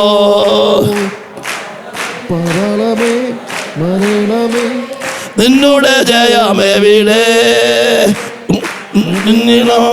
കോട്ടാതൻ ഭക്തർക്ക് സംഹാരകൻ കടന്നു പോ. ജയത്തിൻ ഘോഷ ഉല്ലാസഘോഷ ഭക്തരിൻ കൂടാരത്തിൽ എന്നും പുതുഗീത. മഹത്വരാജന സേനയിൽ വീരന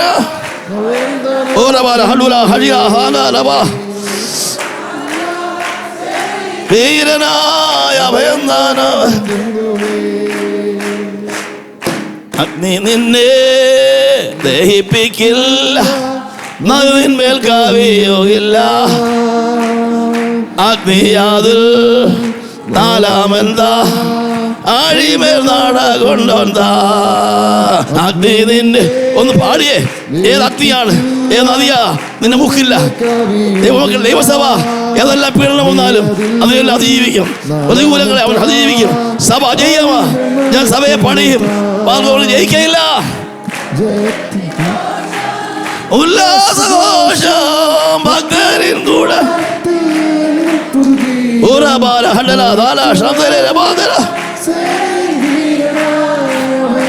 അവർക്കെന്നുമേ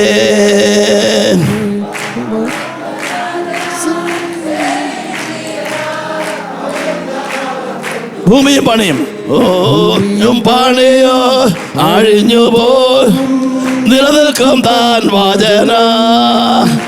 മരണം മാറോ നാം വാഴും ജീവൻ തൻ കൂടെ യുഗ യുഗ. Hallelujah hallelujah.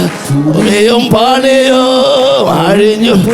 ഒരു തീ കത്തിയെങ്കിൽ, ഓ ദൈവമേ, ആ തീ കത്തിച്ചാണ് കർത്താവേ. എറണാകുളത്ത് ഈ സിറ്റിയില്, ഈ ചർച്ചില് ആ തീ ഇറങ്ങണ കർത്താവേ. പെന്തക്കോസ്തിലെ പോലെ ആ തീ ഇറങ്ങണ കർത്താവേ.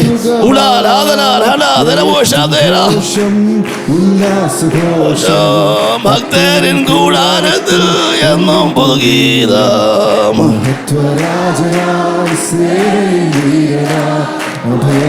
അവർക്കൊന്നുമേ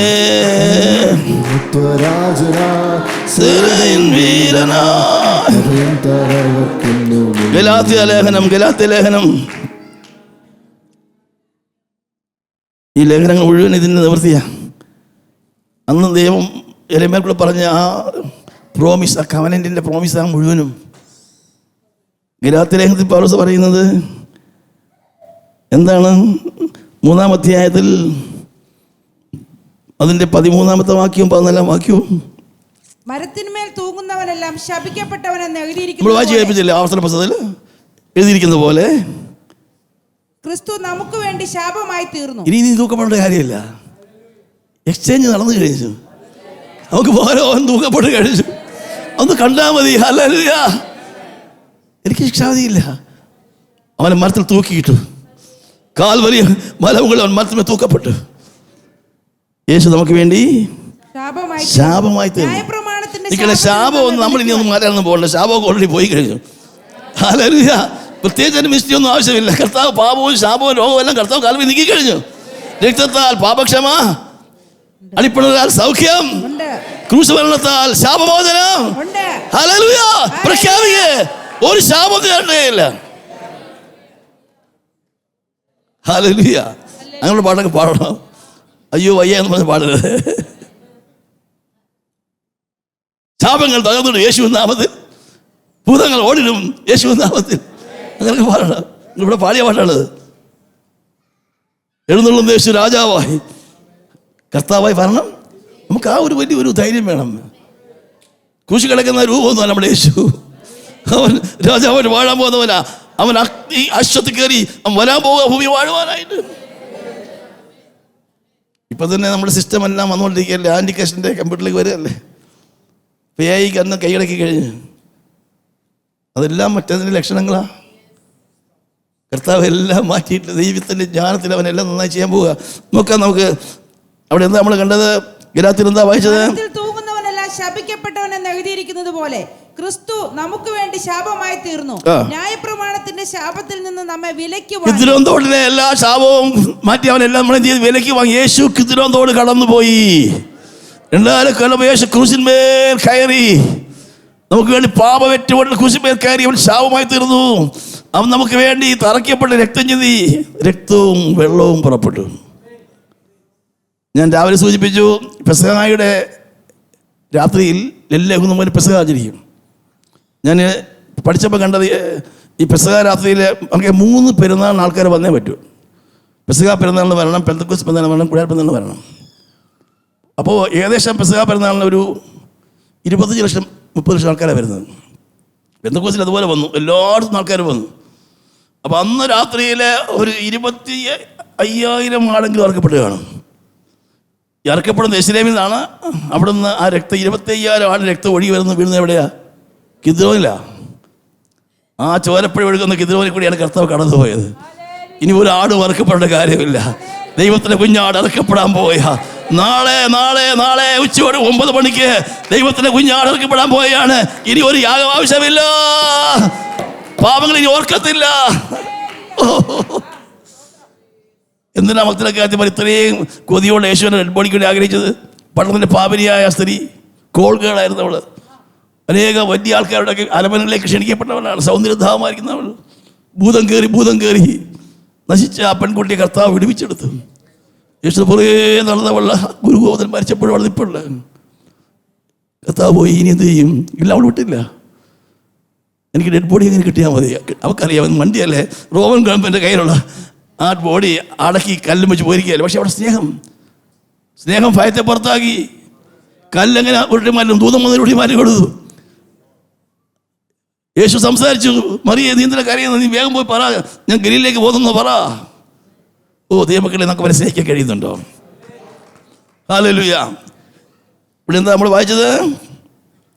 അവൻ എന്ത് ചെയ്തു? നമ്മുടെ ശാപത്തിൽ നിന്ന് വിലയ്ക്ക് വാങ്ങി. അബ്രഹാമിന്റെ അനുഗ്രഹം ക്രിസ്തു യേശുവിൽ ജാതികൾക്ക് വരേണ്ടതിന് നാം ആത്മാവെന്ന വാഗ്ദത്ത വിഷയം വിശ്വാസത്താൽ പ്രാപിക്കും. അബ്രഹാമിന്റെ അനുഗ്രഹം എന്താ അറിയാമോ? നിന്റെ സന്തതി മുഖാന്തരം ഭൂമിയിലെ സകല ജാതികളും. ആ സന്തതി ആരാണ്? തൊട്ട് താഴെ പറയുന്നുണ്ട്, 4-ാമത്തെ പറയുന്നുണ്ട് അവൻ്റെ സന്തതി. അല്ല, മുന്നിൽ പറയുന്നുണ്ട് എന്താണ്? അതിൻ്റെ 16 വാക്യം വായിച്ച്, അബ്രഹാമിനും അവൻ്റെ സന്തതിക്കും വാഗ്ദത്തം ലഭിച്ചു. അബ്രഹാമിന്റെ അനുഗ്രഹം ക്രിസ്തു യേശുവിൽ. 16 വാക്യം 16. എന്നാൽ അബ്രഹാമിനും അവന്റെ സന്തതിക്കും വാഗ്ദത്തങ്ങൾ ലഭിച്ചു. സന്തതികൾക്കും എന്ന് അനേകരെ കുറിച്ചല്ല, നിന്റെ സന്തതിക്കും എന്ന് ഏകനെ കുറിച്ച് അത്രേ പറയുന്നത്. അത് ക്രിസ്തു തന്നെ. ഹല്ലേലൂയ. ക്രിസ്തുവിൽ കൂടി ലഭിക്കുന്ന അനുഗ്രഹത്തെ കുറിച്ചാണ് പറഞ്ഞിരിക്കുന്നത്.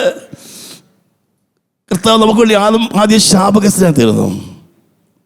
ചില ട്രാൻസാക്ഷൻ നടക്കുമ്പോഴേ ഒരാൾക്ക് 1 കോടി രൂപ കടമുണ്ടെന്ന് വിചാരിക്കുക. ആ വസ്തു വിൽക്കാൻ 2 കോടി വില കിട്ടും. പക്ഷേ ആദ്യം എന്ത് ചെയ്യണമെന്ന് അറിയാമോ?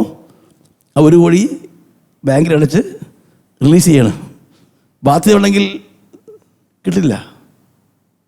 കുടിക്കട സർട്ടിഫിക്കറ്റ് വാങ്ങണം.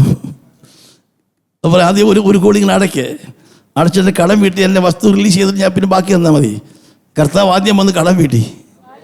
അനുഗ്രഹം പ്രാപിക്കണം. നമ്മൾ ശാപത്തിൽ കിടക്കുക. ഒരുപാട് കടക്കണികളുണ്ട്. കർത്താവ് ക്രൂശിച്ച് അതെല്ലാം കൊടുത്തു തീർത്തു. കർത്താവ് പറഞ്ഞു, ഇതാ സകലവും തീർത്തിയായി, എല്ലാം കൊടുത്ത് ഇടപാടെല്ലാം തീർത്തിരിക്കുന്നു. ഇതിനോട് കിടന്ന് കർത്താവ് ക്രൂശിൽ കിടക്കുമ്പോൾ അത് നിവൃത്തിയായി. ഹല്ലേലൂയ.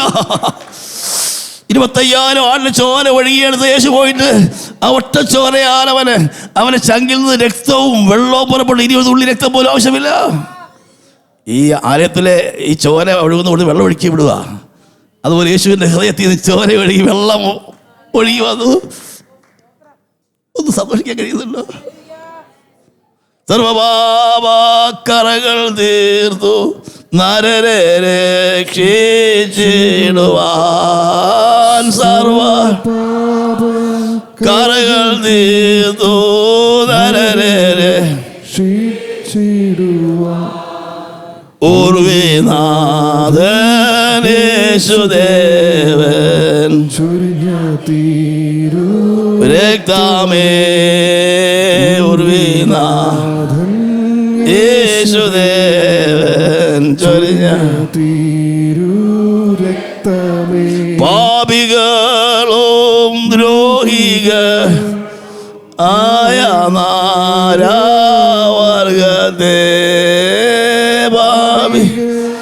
ഞാൻ പാട്ട് പാടുന്നത് ഒന്ന് ഉല്ലസിക്കാൻ വേണ്ടിയാ, ആത്മാവിനൊന്ന് ലയിക്കാൻ വേണ്ടിയാ, അന്തരീക്ഷം ഒന്ന് മാറാൻ വേണ്ടിയാ. വചനങ്ങളെ ഗാനമായി ഉള്ളിലേക്ക് ഏറ്റെടുക്കാം. പ്രിയപ്പെട്ട ഓരത്തുമായി പാഞ്ഞതി രക്തമേ പൂറത്തുമായി പാഞ്ഞതീരു രക്തമേ. നോക്കണേ, വന്നല്ലോ വാക്യം. ശാപത്ത് വിലയ്ക്ക് വാങ്ങി എന്തിനു വേണ്ടിയാ? അബ്രഹാമിൻ്റെ അനുഗ്രഹം ക്രിസ്തുയേശുവിൽ ജാതികൾക്ക് വരേണ്ടതിന്. എന്താണ് അനുഗ്രഹം? ആത്മാവെന്ന വാഗ്ദത്ത വിഷയം. ഹല്ലേലൂയ. ഏതാത്മാവാ? 4-ാമത്തേലേക്ക് വരുമ്പോൾ ഏതാത്മാവാ നോക്കിക്കേ. 4-ാം അധ്യായത്തിൻ്റെ അതിൻ്റെ 4-ാമത്തെ വാക്യം അല്ലെങ്കിൽ 5-ാമത്തെ വാക്യം. നിങ്ങൾ മക്കളാകൊണ്ട് 6-ാം വാക്യം നിങ്ങൾ മക്കളാകൊണ്ട് അപ്പാ പിതാവേ എന്ന് വിളിക്കുന്ന സ്വപുത്രന്റെ ആത്മാവിനെ ദൈവം നമ്മുടെ ഹൃദയങ്ങളിൽ അയച്ചു. പരിശുദ്ധാത്മാവിനെ തന്നിരിക്കുന്നറിയാമോ? നമ്മുടെ മക്കളായതുകൊണ്ടാണ് നമുക്ക് ദൈവത്തെ എന്ത് വിളിക്കാം? അബ്ബാ എന്ന് വിളിക്കാം. അതൊന്നും ആ പദവി ഒന്ന് അനുഭവിച്ചാണ് പ്രിയമുള്ളവരെ. മക്കളെങ്കിലും ഒന്നും അവകാശികളാണ്. ഇനി ശാപത്തിൽ നമ്മൾ വിലയ്ക്ക് വാങ്ങി, നമ്മൾ സ്വതന്ത്രനാണ്. യേശു ഗെത്സമനായിൽ തകർക്കപ്പെട്ട് അവൻ ഗൊൽഗോഥ കുന്നിൽ അവൻ നമുക്ക് വേണ്ടി രക്തം ചിന്തി മരിച്ച് വേറെ തോട്ടത്തിൽ, അരിമത്തിക്കാരൻ തോട്ടത്തിൽ അവനെ അടക്കി. ആ തോട്ടം പുനരുത്ഥാന തോട്ടമാണ്. ഏതും തോട്ടത്തിൽ പാപം തുടങ്ങിയെങ്കിൽ യോസേപ്പിൻ്റെ തോട്ടത്തിൽ പാപം അവസാനിച്ചു. ഒന്നാമത്തെ ആദാം അവിടെ പാപം ചെയ്ത് വീണുപോയെങ്കിൽ ഒടുക്കത്തെ ആദാം ഇതാ കരൽ പുറത്തു വരികയാണ്. ഹല്ലേലൂയ. ഉയർത്തെഴുന്നേറ്റ കർത്താവിൻ്റെ സുവിശേഷം 4 ശകലം ഒഴുകുക ലോകത്തിലെല്ലായിടത്തും. യേശു പുറത്തു വന്നു. പിന്നെ അവൻ പോകാൻ നേരം എവിടെ പോയത്? ഒലുവലിലാണ് പോയത്. ഒലുവെന്ന് കർത്താവ് എടുക്കപ്പെട്ടു സ്വർഗ്ഗത്തിൽ പോയി, വീണ്ടും വരാൻ വേണ്ടി പോവുകയാണ്. ഒന്ന് ആലോചിച്ച് നോക്കിയേ. ഹല്ലേലൂയ. എത്ര മനോഹരമായ കാര്യമാണ്. നമുക്ക് എബ്രായയിലേക്ക് ഒന്ന് വരാം. ഇത് മുഴുവൻ അപ്ലൈ ചെയ്തിരിക്കുന്നത് എബ്രായ ലേഖനത്തിലാണ്. കഴിഞ്ഞ പ്രാവശ്യം ഞാൻ വേറൊരു ഭാഗത്ത് സംസാരിച്ചിരുന്നു, ഈ ലേഖനത്തെ ആധാരമാക്കി. ദയവായിട്ട് 10-ാമത്തിലേക്ക് വരാം. 10-ാം അധ്യായം അതിൻ്റെ 16 മുതൽ വായി. ഈ കാലം കഴിഞ്ഞ ശേഷം ഞാൻ അവരോട് ചെയ്യുവാനിരിക്കുന്ന നിയമം ഇങ്ങനെയാകുന്നു. പഴയ നിയമം ആർക്കെഴുതി? നമുക്ക് എഴുതിയതാണ്. നമ്മൾ പോലെ ഇരമ്യാവ് വായിച്ച നമ്മൾ കളയും. ഇരമ്യാവിന് നമുക്കെന്ത് കാര്യം എഴുതിയത്? ഇവിടെ പരിശുദ്ധാത്മാവ് എഴുതിയിരിക്കുന്നത് ഇരമ്യാവ് പറഞ്ഞ കാര്യമാണ്. നമ്മൾ 31-ാം അധ്യായത്തിലെ 30-ാം വാക്യമാണ് എഴുതി വെച്ചിരിക്കുന്നത്. എന്താണ്? പരിശുദ്ധാത്മാവ് നമുക്ക് സാക്ഷീകരിക്കുന്നു. എന്താണ്? ഈ കാലം കഴിഞ്ഞ ശേഷം ഞാൻ അവരോട് ചെയ്യുവാനിരിക്കുന്ന നിയമം ഇങ്ങനെയാകുന്നു. എന്റെ ന്യായപ്രമാണം അവരുടെ ഉള്ളിൽ. നമുക്കിനി ഒരു പ്രമാണം പുറമേ ഇല്ല. തിന്നരുത്, കുടിക്കരുത് എന്നൊരു പ്രമാണമൊന്നും ഇനി ഇല്ല. നമുക്ക് പ്രമാണം എവിടെയാ? ഉള്ളിലാക്കിയിരിക്കുക. അവരുടെ ഹൃദയങ്ങളിൽ എഴുതി പുതിയ സൃഷ്ടിയായി മാറിയിരിക്കുക. നമ്മൾ രാജകീയ പുരോഹിത വർഗമാ, വിശുദ്ധ വംശമാ, സ്വന്തം ജനമാ. ഹല്ലേലൂയ. നമ്മുടെ ഐഡി നമ്മൾ കീപ്പ് ചെയ്യണം. നമ്മുടെ ഐക്യം മനസ്സിലാക്കണം. നമ്മൾ ആരാണ്? ഹല്ലേലൂയ. ദൈവത്തിൻ്റെ പ്രിയ മക്കളാണ്, ദൈവത്തിൻ്റെ വദന്മാരാണ്, ദൈവത്തിൻ്റെ അവകാശികളാണ്. നോക്കി അവിടെ വായിക്കുന്നത് എന്താണ്? അവരുടെ പാപങ്ങളെയും അകൃത്യങ്ങളെയും ഞാൻ ഇനി ഓർക്കുകയുമില്ല എന്ന് അരുളി ചെയ്യുന്നു. എന്നാൽ ഇവയുടെ മോചനമുള്ളിടത്ത് ഇനിമേൽ പാപങ്ങൾക്ക് വേണ്ടി ഒരു യാഗവും. അത് ചേർത്തിരിക്കുക എഴുത്തുകാരൻ.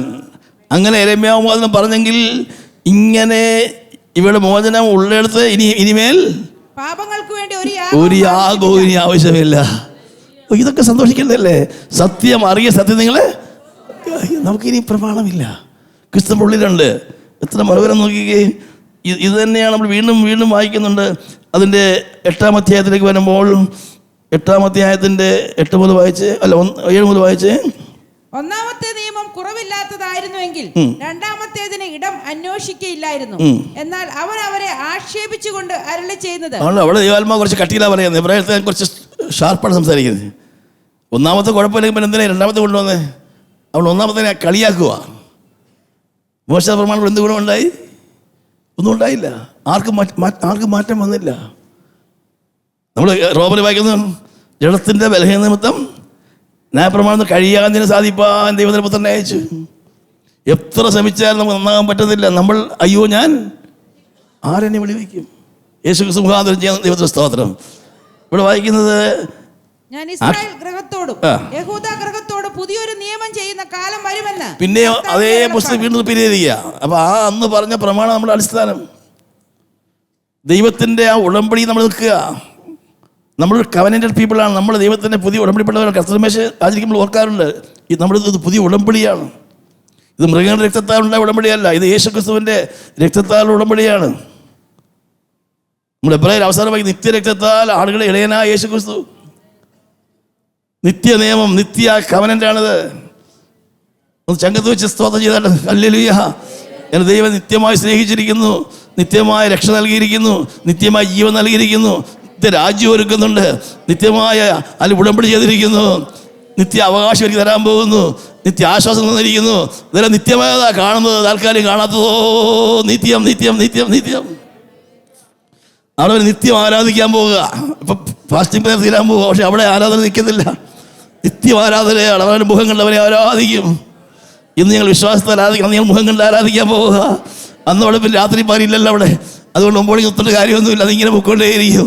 ഓ എന്തൊരു മനോഹരമായ ഒരു ടൈം സോണാണെന്ന് പറയുമ്പോഴവരെ ഒന്ന് ഭാവനെ കണ്ടാട്ട് അപ്പോസ്തലനെ പൗലോസ് എടുക്കപ്പെട്ടു 3-ാം സ്വർഗ്ഗം വരെ അവനെ ഒന്നും മനസ്സിലായില്ല. നോക്കി നമ്മുടെ യോഹന്നാൻ അപ്പോസ്തലൻ വെളിപ്പാടിൽ 4-5 പ്രാവശ്യം എടുക്കപ്പെട്ടു, ആത്മവിശുദ്ധയിലായി. സ്വർഗത്തിലെ കാഴ്ചകൾ അവരെ കാണിക്കുക. എസെക്കിയേൽ ഇങ്ങനെ പറത്തിക്കൊണ്ടുപോയി, മോശ മലയിലേക്ക് കൊണ്ടുപോയി. അതിൻ്റെ 13-ാമത്തെ വാക്യം വായിക്കാം. പുതിയതെന്ന് പറയുന്നതിനാൽ ആദ്യത്തേതിനെ പഴയതാക്കിയിരിക്കുന്നു, എന്നാൽ പഴയതാകുന്നതും ജീർണിക്കുന്നതുമെല്ലാം നീങ്ങിപ്പോകുവാൻ അടുത്തിരിക്കുന്നു. പഴയതെല്ലാം നീങ്ങിപ്പോകാൻ അടുത്തിരിക്കുന്നു. ഞാൻ പറഞ്ഞത് മനസ്സിലാകുന്നല്ലോ, കുറച്ച് കട്ടി കയറി പോവാണ്. പക്ഷെ കട്ടിയിട്ട് കഴിക്കണം, ഉപവാസത്തിലേ കഴിക്കാൻ പറ്റുള്ളൂ. വിശന്നിരിക്കുമ്പോഴാണ് ആത്മീയാഹാരം കഴിക്കേണ്ടത്. ഹല്ലേലൂയ. എന്നും പാല് തന്നെ മതിയോ? പാല് കുടിച്ച് വളരത്തില്ല. നല്ല ആഹാരം കഴിച്ച് ബലപ്പെടണം. ഇന്ദ്രിയങ്ങൾ തടക്കത്തിൽ അഭ്യസിപ്പിക്കപ്പെടണം, കരുത്തു പ്രാപിക്കണം. യുവാക്കന്മാരെ നിങ്ങൾ ശക്തരാകിയാലും അതിനുള്ളിലുള്ളതിനാലും സാത്താനെ ജയിച്ചതിനാലും ഞാൻ നിങ്ങൾക്ക് എഴുതുക. നോക്കുക, നമുക്ക് ഇതിൽ നിന്ന് ചില കാര്യങ്ങൾ ചിന്തിക്കാം. ഇവിടെ 3 കാര്യം ഞാൻ ആദ്യം പറയാം, അത് കഴിഞ്ഞ് നമുക്ക് കുറച്ച് മുമ്പോട്ട് പോകാം. 9-ാമത്തെ അധ്യായത്തിലെ ഒരു ഭാഗമാണ് 12-ാം വാക്യം മുതൽ. ഒരു കൂടാരത്തിൽ കൂടി ആട്ടുകൊറ്റന്മാരുടെയും പശുക്കിടാങ്ങളുടെയും രക്തത്താലല്ല, സ്വന്തം രക്തത്താൽ. ശ്രദ്ധിക്കണേ, ഞാൻ ഓടിപ്പോന്നെങ്കിൽ ഇതൊക്കെ ഒരേ മാസം പഠിപ്പിക്കേണ്ട വിഷയങ്ങളാണ്. എങ്കിലും ഉപവാസപത്തിന് അതുകൊണ്ട് കുറച്ച് കൂടുതൽ തരിക. യേശു സ്വന്തം രക്തത്താൽ തന്നെ ഒരിക്കലായിട്ട് വിശുദ്ധ പ്രവേശിച്ചു. എന്നേക്കുമായുള്ളൊരു വീണ്ടെടുപ്പ്. അപ്പൊ ഗെത്സമനായിൽ തകർക്കപ്പെട്ട രക്തം വിയർപ്പായി ഒഴുക്കി ഗൊൽഗോഥയിൽ അവസാനം ചോര ഊറ്റിത്തന്ന കർത്തവ്യത്തിനെഴുന്നേറ്റ് ആ രക്തവുമായിട്ട് അവിടെ അതിൻ്റെ ബഹുമാനം മാറുക. മഹാപുരോഹിതൻ ആളിലൊരിക്കൽ ജനത്തിൻ്റെ പാപപരിഹാരത്തിനായി ആളിനെ കൊന്ന രക്തം കൊണ്ട് അകത്ത് പോയി തളിച്ചിട്ട് വരുന്നത് പോലെ അന്ന് മഹാപാപപരിഹാര ദിവസമാണ്, the great day of atonement. ജനമെല്ലാം കാത്തു നിൽക്കും. പുരോഹിതൻ വന്നില്ലെങ്കിൽ പാപക്ഷമ കിട്ടിയിട്ടില്ലെന്നർത്ഥം. പിന്നെ പുള്ളിക്കാരൻ അവിടെ കിടന്ന് മരിച്ചു പോകും. പോയിട്ട് വന്നാൽ എൻ്റെ അർത്ഥം പാപക്ഷമ കിട്ടി, ഒരാണ്ടത്തേക്കുള്ള ക്ഷമ കിട്ടിയിരിക്കുന്നു. അങ്ങനെ ഒരിക്കലും ആണ്ടുകൂറുള്ള കാര്യമല്ല, സ്വന്തം രക്തവുമായിട്ട് ഒരിക്കലായിട്ട് ഇവിടെ പ്രവേശിച്ചു. നിങ്ങൾ അങ്ങനെ കാണണം. നമ്മുടെ കർത്താവ് സ്വന്തം രക്തം ചിന്തി അതുകൊണ്ട് പോയി. രക്തം അവൻ്റേതാണ്, കൊണ്ടുവന്ന മഹാപുരോഹിതൻ അവനാണ്. അവൻ അവിടെ കൊണ്ട് അർപ്പിച്ച് തളിച്ചു വായിച്ച് പ്രവേശിച്ച് ഒരിക്കലായി. ആ വാക്കെന്ന് പറഞ്ഞേ ഒരിക്കലായി. എന്ന് പറഞ്ഞേ ഒരിക്കലായി. എന്നേക്കുള്ള വീണ്ടെടുപ്പ് സാധിപ്പിച്ചിരിക്കുന്നു. പറഞ്ഞേ എന്നേക്കുള്ള വീണ്ടെടുപ്പ്. ആശ്വാസം. ഒരിക്കലായി. ഇനിയും ആവശ്യമില്ല, ഇനി ഒരു യാഗം ആവശ്യമില്ല. ഒരിക്കലായി ചെയ്ത് കഴിഞ്ഞിരിക്കും. It is finished. ഹല്ലേലൂയ. എന്തൊരു ആശ്വാസം കൊടുത്തു തീർത്തിരിക്കുന്നു. ഒരിക്കലായി അവൻ എന്നേക്കുള്ള വീണ്ടെടുപ്പ് സാധിപ്പിച്ചിരിക്കുന്നു. എന്താ ഗുണം? അടുത്ത വാക്യം നോക്കിയേ. ആട്ടുകൊറ്റന്മാരുടെയും കാളകളുടെയും രക്തവും മലിനപ്പെട്ടവരുടെ മേൽ തളിക്കുന്ന പശുഭസ്മവും ജഡികശുദ്ധി വരുത്തുന്നുവെങ്കിൽ നിത്യാത്മാവിനാൽ ദൈവത്തിന് തന്നെത്താൻ നിഷ്കളങ്കനായി അർപ്പിച്ച ക്രിസ്തുവിന്റെ രക്തം ജീവനുള്ള ദൈവത്തെ ആരാധിപ്പാൻ നിങ്ങളുടെ മനസ്സാക്ഷിയെ നിർജീവ പ്രവൃത്തികളെ പോക്കി എത്രയധികം ശുദ്ധീകരിക്കും. ഈ പ്രാർത്ഥനയ്ക്ക് ഇരിക്കുമ്പോൾ കുറച്ച് മടുപ്പ് തോന്നും. ഇന്ന് ഞാൻ ഫാസ്റ്റ് ചെയ്യാൻ മറന്നുപോയല്ലോ, ഇന്ന് ഉറക്കം വന്നല്ലോ.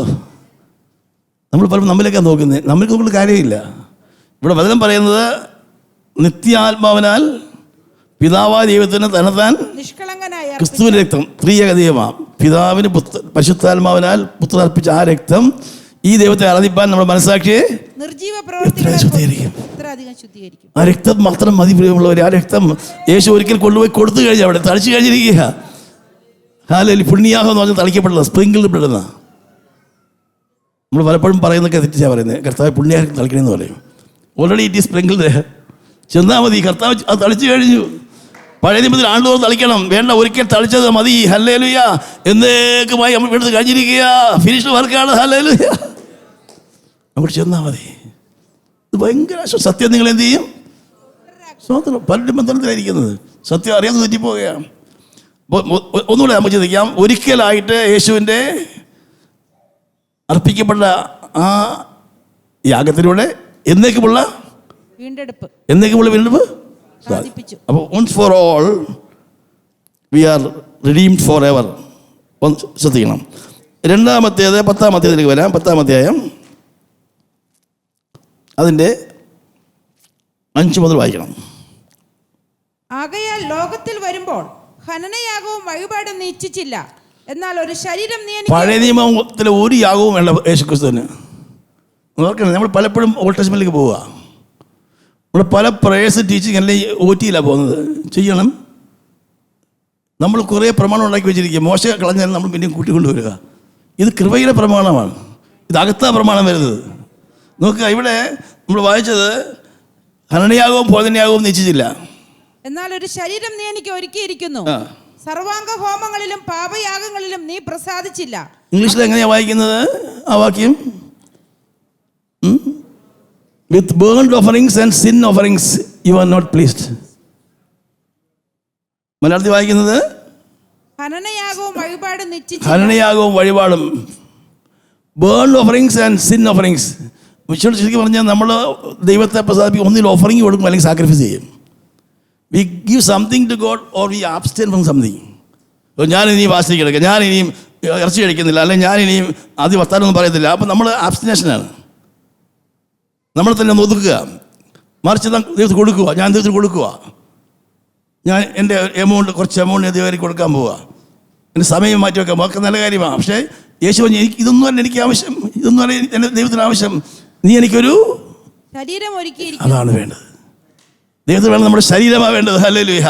നമ്മുടെ ശരീരത്തെ നമുക്ക് വേണ്ടി ഉപയോഗിച്ചിട്ട് കൊടുക്കുന്നതല്ല, ആ ശരീരത്തെ സമർപ്പിക്കണം. അതാണ് റോമറിൽ വായിക്കുന്നത്, ബുദ്ധിയുള്ള ആരാധനയായി നിങ്ങളുടെ ശരീരങ്ങളെ സമർപ്പിക്കണം. കർത്താവേ, എൻ്റെ ഓരോ അംഗം പ്രത്യേകം സമർപ്പിക്കുക. ഈ ശരീരം എനിക്ക് തന്നതാ. യേശു പറഞ്ഞു, നീ എനിക്കൊരു ശരീരം ഒരുക്കിയിരിക്കുന്നു. അവൻ ആ ശരീരം യാഗമാക്കി തീർത്തു. അടുത്ത വാക്യം. അപ്പോൾ ഞാൻ പറഞ്ഞു, ഇതാ ഞാൻ വരുന്നു, പുസ്തക ചുരുളിൽ എന്നെ കുറിച്ച് എഴുതിയിരിക്കുന്നു. ദൈവമേ, നിന്റെ ഇഷ്ടം ചെയ്യുവാൻ ഞാൻ വരുന്നു എന്ന് അവൻ പറയുന്നു. കുറേ മണിക്കൂർ വെച്ച് വിഷയമാണിത്. യേശു ലോകത്തിൽ വന്ന ഒരു ശരീരം കൊടുത്തു. അശരീരിയായ ദൈവത്തിന് ഓമനക്കുമാരൻ ഒരു ബോഡി കൊടുത്തു. കന്യകയിൽ അവന് ശരീരം എടുത്തു. ഭൂമിയിൽ അവൻ ജീവിച്ച് മരിച്ചു. ഒറ്റ പർപ്പസിന് വേണ്ടിയാണ് ആ ശരീരം യാഗമാക്കാനാ. നമ്മുടെ പാപത്തിന് വേണ്ടി അവൻ യാഗമാകാൻ വേണ്ടി അയക്കപ്പെട്ട കുഞ്ഞാടാണ്. അവൻ നമുക്ക് അർക്കപ്പെടാൻ വേണ്ടി വന്നവനാണ്.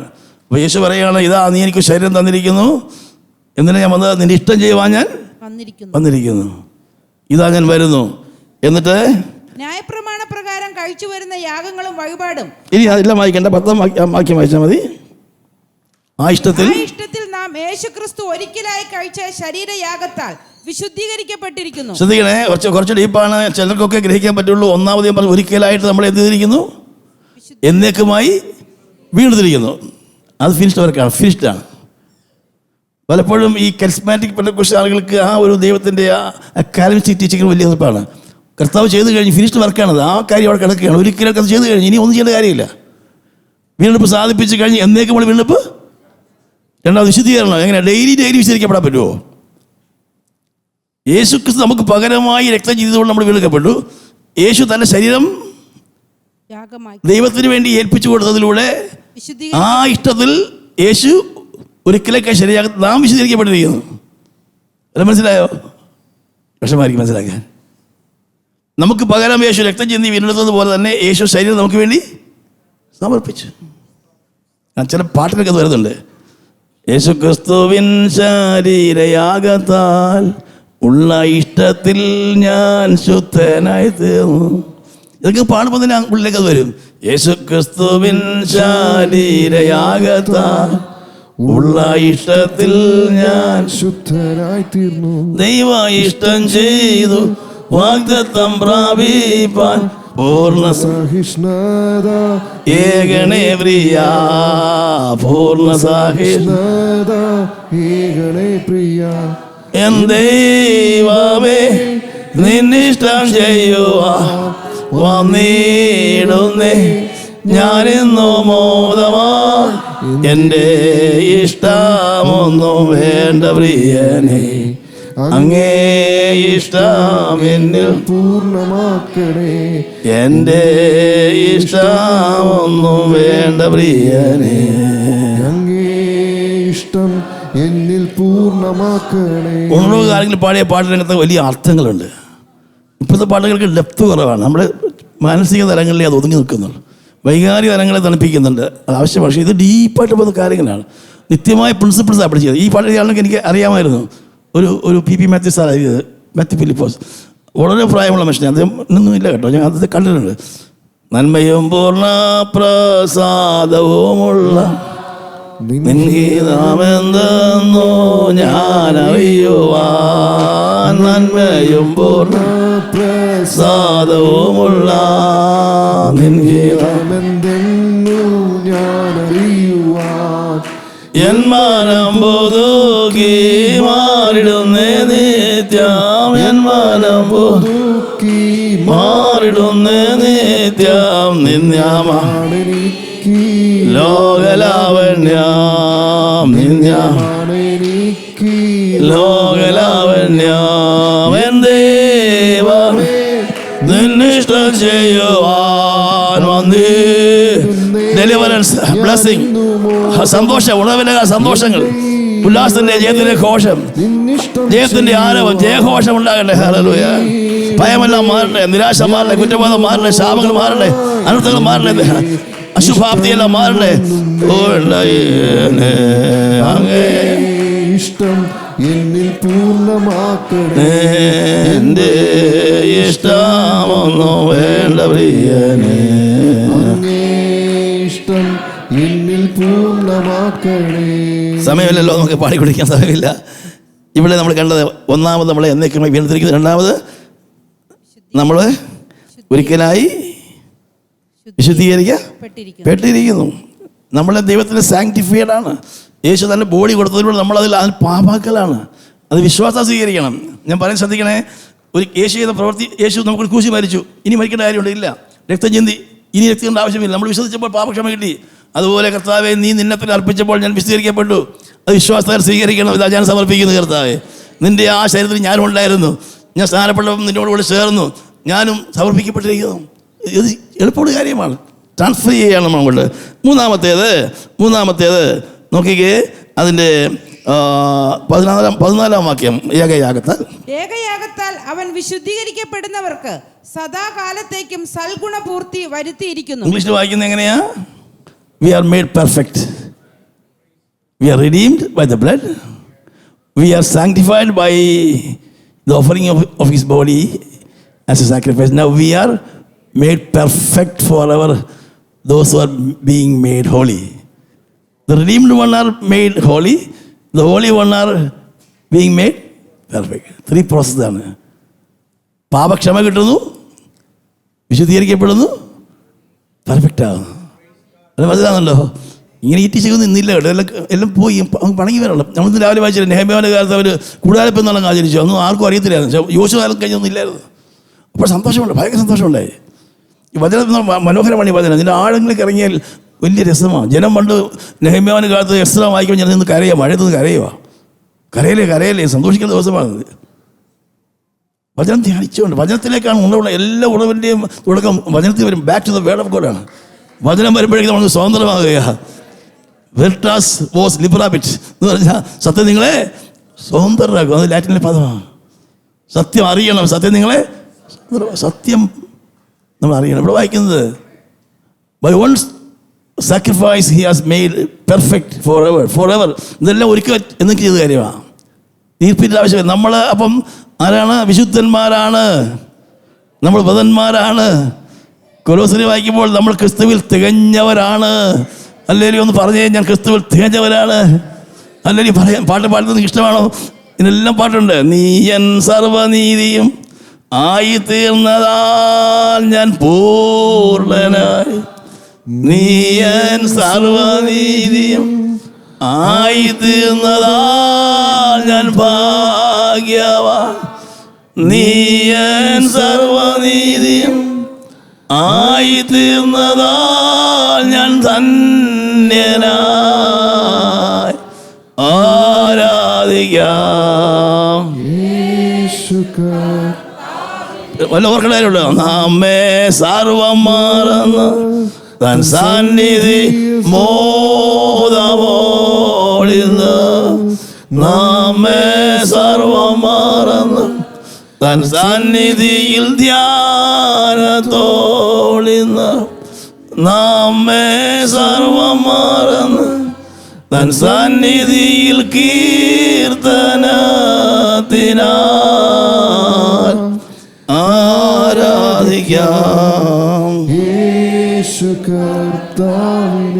ഈ 3 കാര്യം ഉള്ളത് കൊണ്ട് നമ്മൾ 3 കാര്യം ചെയ്താൽ മതി. 10-ാം അധ്യായത്തിൻ്റെ ഇനിയുള്ള ഭാഗം വായിക്കണം. ഇവിടെ കോട്ട് ചെയ്ത ഭാഗം ഇതിന് താഴെ കൊണ്ടിരിക്കുകയാണ്. അത് അവരുടെ പാപങ്ങളെയും അകൃത്യങ്ങളെയും 17 വാക്യം. ഞാൻ ഇനി അവരുടെ പാപങ്ങളെയും അകൃത്യങ്ങളെയും ഞാൻ ഇനി അപ്പം ഒരിക്കലായി വീണ്ടെടുത്ത് കഴിഞ്ഞു, ഒരിക്കലായി വിസ്തരിച്ച് കഴിഞ്ഞു, ഒരിക്കലും നമ്മളെ പെർഫെക്റ്റ് ആക്കി കഴിഞ്ഞു ക്രിസ്തുവിൽ. ഇത് നമ്മൾ പ്രാപിച്ചാൽ മതി.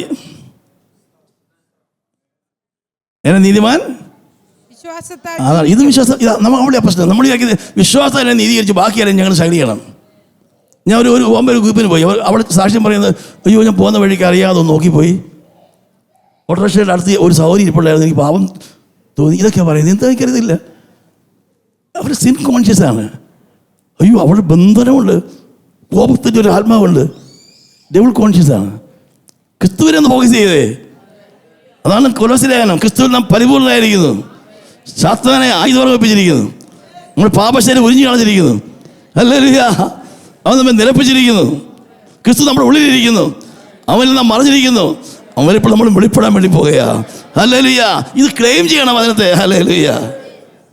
നമ്മളത് വളരണം. അതാണ് വളർച്ച ഉണ്ടാകേണ്ടത്. ഇനി നമ്മൾ മുന്നോട്ട് വരാം. അതിൻ്റെ 19 വാക്യം. അതുകൊണ്ട് സഹോദരന്മാരെ, അതുകൊണ്ട് സഹോദരന്മാരുടെ യേശു തന്റെ ദേഹം എന്ന തിരശ്ശീലയിൽ കൂടി നമുക്ക് പ്രതിഷ്ഠിച്ച ജീവനുള്ള പുതുവകയായി തന്റെ രക്തത്താൽ വിശുദ്ധ മന്ദിരത്തിലേക്കുള്ള പ്രവേശനത്തിന് ധൈര്യവും ദൈവാലയത്തിന്മേൽ ഒരു മഹാപുരോഹിതനും നമുക്കുള്ളത് കൊണ്ട്. ഇത് 1 മാസം എടുക്കുന്ന ക്ലാസ് ആയിരുന്നു. 3 കാര്യമുണ്ട് നമുക്ക്. ഉള്ളതൊന്ന് ഗ്രഹിച്ചാൽ മതി. 1, രക്തം അവിടെയുണ്ട് ഒരിക്കലായി, അതുകൊണ്ട് പ്രവേശനത്തിന് ധൈര്യം. രക്തം അവിടെ ഉണ്ടെന്ന്. ഇനി മഹാഭാരതം പറഞ്ഞ കാര്യമില്ല. മഹാഭാരതം വന്നു, ആണ്ടുതോറും പറഞ്ഞ കാര്യമില്ല. സ്വന്തം രക്തം കൊണ്ട് അവിടെ പോയി വീണ്ടും തിരിക്കുക. നീ കയറി ചെന്ന് നേരെ. അതുകൊണ്ട് പ്രവേശനത്തിന് ധൈര്യവും. പക്ഷെ ആ തിരശ്ശീല എടുക്കുകയല്ലേ. തിരശ്ശീല ഏത് തിരശ്ശീലയാ?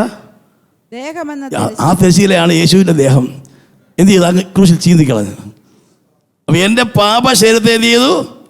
ക്രിസ്തുവിൽ ഉരിഞ്ഞു കളഞ്ഞു. സ്നാനത്തിൽ ഞങ്ങളോട് അടക്കപ്പെട്ടു. നമ്മുടെ യേശുവിൻ്റെ ശരീര യാഗത്താൽ എൻ്റെ പാപ ശരീരത്തെ നീക്കി ആ തിരശ്ശീല ചീന്തിക്കളഞ്ഞു. വിശ്വാസം നീ കാണണം. അപ്പോൾ തുറന്ന് കിട്ടി, ജീവനുള്ള പുതുവഴി കിട്ടി. ഞാൻ എത്ര ദിവസം ഉപവസിക്കണം? 40 മതിയോ 50 മതിയോ? നീ എത്ര ഇരുന്നാലും പറ്റത്തില്ല. യേശു ക്രിസ്തുവിൻ്റെ ശരീരം എനിക്ക് വേണ്ടി ചീന്തപ്പെട്ടതുകൊണ്ട്. അത് നമ്മൾ യേശു ക്രിസ്തുവിൻ്റെ ശരീര ബലിയിൽ നമ്മൾ പാപത്തേക്ക് അവൻ മാറ്റിക്കളഞ്ഞു. പാപപ്രകൃതി മാറ്റിയവൻ. പാപത്തിൻ്റെ പ്രമാണത്തിൽ നമ്മൾ സ്വാതന്ത്ര്യം വരുത്തിയിരിക്കുന്നു. രക്തം നമ്മുടെ പാപത്തിന് ക്ഷമ തരുമ്പോൾ ദൈവത്തിൻ്റെ വചനം നമ്മളെ പാപശക്തി വിടുവിക്കുന്നു. Deliverance from the punishment of sin, deliverance from the power of sin. കർത്താവ് വരുമ്പം deliverance from the presence of sin. നീതീകരണം, വിശദീകരണം, തേജസ്കരണം. അപ്പോൾ രക്തം ഉള്ളതുകൊണ്ട് പ്രവേശനം, ദേഹം അദൃശ്യം ചിന്തിയതുകൊണ്ട് നമുക്ക് പുതുവഴി. ഇനി അവിടെ ചെന്നാൽ ആരും ഉണ്ടോ? അവിടെ നമുക്കൊരു പുരോഹിതൻ. ഹല്ലേലൂയ. അവനാരും നമ്മൾ പെർഫെക്റ്റ് ചെയ്യുന്നവനാ. അനേക പുത്രന്മാരെ തേജസ്സിലേക്ക് വളർത്തുന്ന രക്ഷാനായകനാണ്. ഹല്ലേലൂയ. അവൻ നമ്മളെ ഗ്ലോറിഫൈ ചെയ്യുന്ന കർത്താവാണ്. ഇവിടെ എല്ലാം ആശ്വാസമാണ്. കൃപയാ, കൃപ കൃപ കൃപ. ഇവിടെ പാടി മക്കളുമായി സന്തുഷ്ടമായി. കൃപ കൃപയൊന്നൻ ആനന്ദമായി. കൃപയിലൊന്ന് ഉല്ലസിച്ചേ. ഞാൻ റോമർ പഠിക്കുമ്പം കൃപയുടെയും നീതിദാനത്തിൻ്റെ സമൃദ്ധി ലഭിക്കുന്നവർ എത്ര അധികമായി നിറഞ്ഞ് കവിഞ്ഞൊഴുകുന്ന കൃപയാ. കൃപ ഏറ്റവും അധികം കവിഞ്ഞിരിക്കുന്നു, നിറഞ്ഞ് കവിഞ്ഞൊഴുകുക കൃപ. നാം കൃപയിലേക്ക് എന്ത് ചെയ്തിരിക്കുക? പ്രവേശിക്കുക. നിങ്ങൾ രക്ഷ ഉറവിൽ നിന്ന് കോരി കുടിക്കും. ഓ, ദാഹിക്കുന്നവരെ വന്ന് കുടിക്കുവിൻ, വാങ്ങി തിന്നുവിൻ. വീഞ്ഞും പാലും വാങ്ങിച്ച് കഴിച്ചോ. പുഷ്ടഭോജനം, ചോയ്സ് ഫുഡ് വാങ്ങിച്ച് കഴിച്ചോ. അടുത്തു വാ, I will make A covenant with you. ഞാൻ നിന്നോട് ദാവീദിൻ്റെ നിശ്ചല കൃപകൾ ചെയ്യും. അതൊക്കെ പോയി കഴിഞ്ഞാൽ അങ്ങ് പോകും. ഒരു ഉടമ്പടി ചെയ്യാൻ പോവുക. ദാവീദിൻ്റെ വാഗ്ദത്തങ്ങളാണ്. ആരാണ് ദാവീദിൻ്റെ പുത്രൻ? യേശു ക്രിസ്തു. ഭയങ്കര ബ്ലെസ്സിങ്സ് ആണ് കേട്ടോ. ഞാൻ വേറൊരിടത്ത് FSനെ പഠിപ്പിക്കുക. സ്വർഗത്തിലേക്ക് കൊണ്ടുപോവാ, സ്വർഗത്തിൽ കൊണ്ടുപോവാ. നമ്മളെ വേനക്കാരെ നേരെ സ്വർഗത്തിൽ കൊണ്ടുപോയി. നോക്കിയേ, വായിച്ച് അവസാനിപ്പിക്കാം. നമുക്ക് ഒരു 10 മിനിറ്റേ ഉള്ളൂ. വായിച്ചാട്ടെ. അപ്പം നമുക്ക് അവിടെ നിൽക്കണേ. രക്തം തളിച്ചിട്ടുണ്ട്. അതുകൊണ്ട് നമുക്ക് പേടിക്കണ്ട. മനസ്സാക്ഷി രക്തം മതി. അതല്ലേ, എത്ര കുറ്റബോധം ഉണ്ടെങ്കിൽ രക്തം മതി. ആ രക്തം ഏറ്റു പറഞ്ഞാൽ അതിൽ കഴി ശുദ്ധീകരിക്കും. വെളിച്ചത്തിൽ വന്നാൽ മതി. രണ്ടാമത്, എനിക്ക് മനസ്സിലായ പാസ്റ്റർ എപ്പോഴും ഓരോ ദേഹത്തിൽ ഒരു പോരാട്ടങ്ങൾ ഇല്ല. യേശുക്രിസ്തു ശരീരം നിനക്ക് വേണ്ടിയല്ലേ ഉണ്ടാകുന്നത്? അവൻ നിനക്ക് വേണ്ടിയല്ലേ ക്രൂശിൽ മരിച്ചത്? ആ ദേഹം തിരശ്ശീല ചീന്തി. അതിലൂടെ അതൊക്കെ ഭക്തന്മാർ പാടി കേട്ടോ. സുരലോക സുഖം വെടിഞ്ഞു നിന്നെ തേടി വന്ന ഇളയൻ തൻ്റെ ദേഹമെന്ന തിരശീല ചിന്തി മോക്ഷമാർഗം. ഇവർക്ക് ആരും പഠിച്ചതല്ല. എന്നുള്ളമേ സ്തുതിക്ക നീ പാരെ തന്മകൾക്കായി സ്തുതിക്കാമെന്നന്തരംഗമേ അനുദിന പാടി സ്തുതിക്കാം ആന്തരംഗമേ അനു. അപ്പൊ രക്തത്തിൽ ആശ്രയിച്ച് അടുത്ത് ചെന്നു. യേശു ദേഹമാതിരി ക്രൂശിൽ സാധിച്ചുകൊണ്ട് നമ്മൾ കയറി ചെന്നു. പക്ഷെ അവിടെ യേശു അവിടെ ഇരിപ്പുണ്ട്, നല്ല മഹാപുരോഹിതൻ. നിന്നെ കുറവുണ്ടോ അതെല്ലാം പെർഫെക്റ്റ് ആക്കി എടുക്കുന്നില്ലേ, നിന്നെ തികഞ്ഞനാക്കി തീർക്കാനും മതിയായവനാണ്. ഇതെല്ലാം ഉള്ളതുകൊണ്ട് ഇനി നീ എന്ത് ചെയ്യണം? നമ്മൾ 3 കാര്യം ചെയ്യണം. ഒന്ന്, നീ ആദ്യം ചെയ്യേണ്ടത് ദുർമനസ്സാക്ഷി നീക്കണം. രക്തം അവിടെ ഉണ്ട്, പക്ഷെ നീ എന്ത് ചെയ്യണം? രക്തത്താൽ തളിക്കപ്പെടണം. ദുർമനസ്സാക്ഷി മാറണം. ആരാധിക്കാൻ ചെല്ലും, പ്രാർത്ഥിക്കും, 21 days മനസ്സാക്ഷിക്ക് ഒരു ധൈര്യം കിട്ടുന്നില്ല. കുറ്റബോധമാണ്. സാത്താൻ ഇങ്ങനെ കുറ്റപ്പെടുത്തിക്കൊണ്ടിരിക്കുക. അപവാദം തള്ളിയിട്ട് കളയണം. വചനം കൊണ്ട് അവരെ വെട്ടി മാറ്റണം. ദുർമനസ്സാക്ഷി നീങ്ങുമ്പോൾ രക്തം തളിക്കണം. രണ്ടാമത് ശുദ്ധവെള്ളത്താൽ youngsters, I tell you, you read and meditate the word of God, that will wash you. വചനം നിന്നെ കഴുകി ശുദ്ധീകരിക്കും. അല്ലെങ്കിൽ നീ പ്രത്യേകിച്ച് ഒന്നും ചെയ്യാൻ പോകണ്ട. വചനത്താലും പ്രാർത്ഥനയാലും നീ എന്ത് ചെയ്യുന്നു? കഴുകപ്പെട്ടു. ഞാൻ സംസാരിച്ച വചനം നിന്നെ ശുദ്ധീകരിച്ചിരിക്കുന്നു. വചനമാകുന്ന വെള്ളത്താൽ കഴുകുക. ഇപ്പം തന്നെ ഞാൻ പറയുമ്പോൾ നിങ്ങൾ കഴുകിക്കൊണ്ടിരിക്കുക. ഒത്തിരി ജഡത്തിലെ കന്മഷം മാറിക്കൊണ്ടിരിക്കുക. വചനം കൊണ്ട് കഴുകുക. രക്തം കൊണ്ട് തളിച്ച മനസാക്ഷി, വചനത്താൽ ശരീരം, നമ്മുടെ ബുദ്ധി നേരെയായി, അവയവങ്ങളൊക്കെ നേരെയായി. മൂന്നാമത് വിശ്വാസത്തിന്റെ പൂർണ്ണ അവിടെ ഇരിപ്പുണ്ട്, ആളുണ്ട്, ഉണ്ട്, മഹാപുരുഷൻ അവിടെ ഉണ്ട്. പേടിക്കണ്ട, ധൈര്യത്തോടെ അടുത്ത് ചെന്നാൽ മതി. Draw near to him. Hallelujah. ഒറ്റ വാക്യം കൂടെ വായിച്ചു.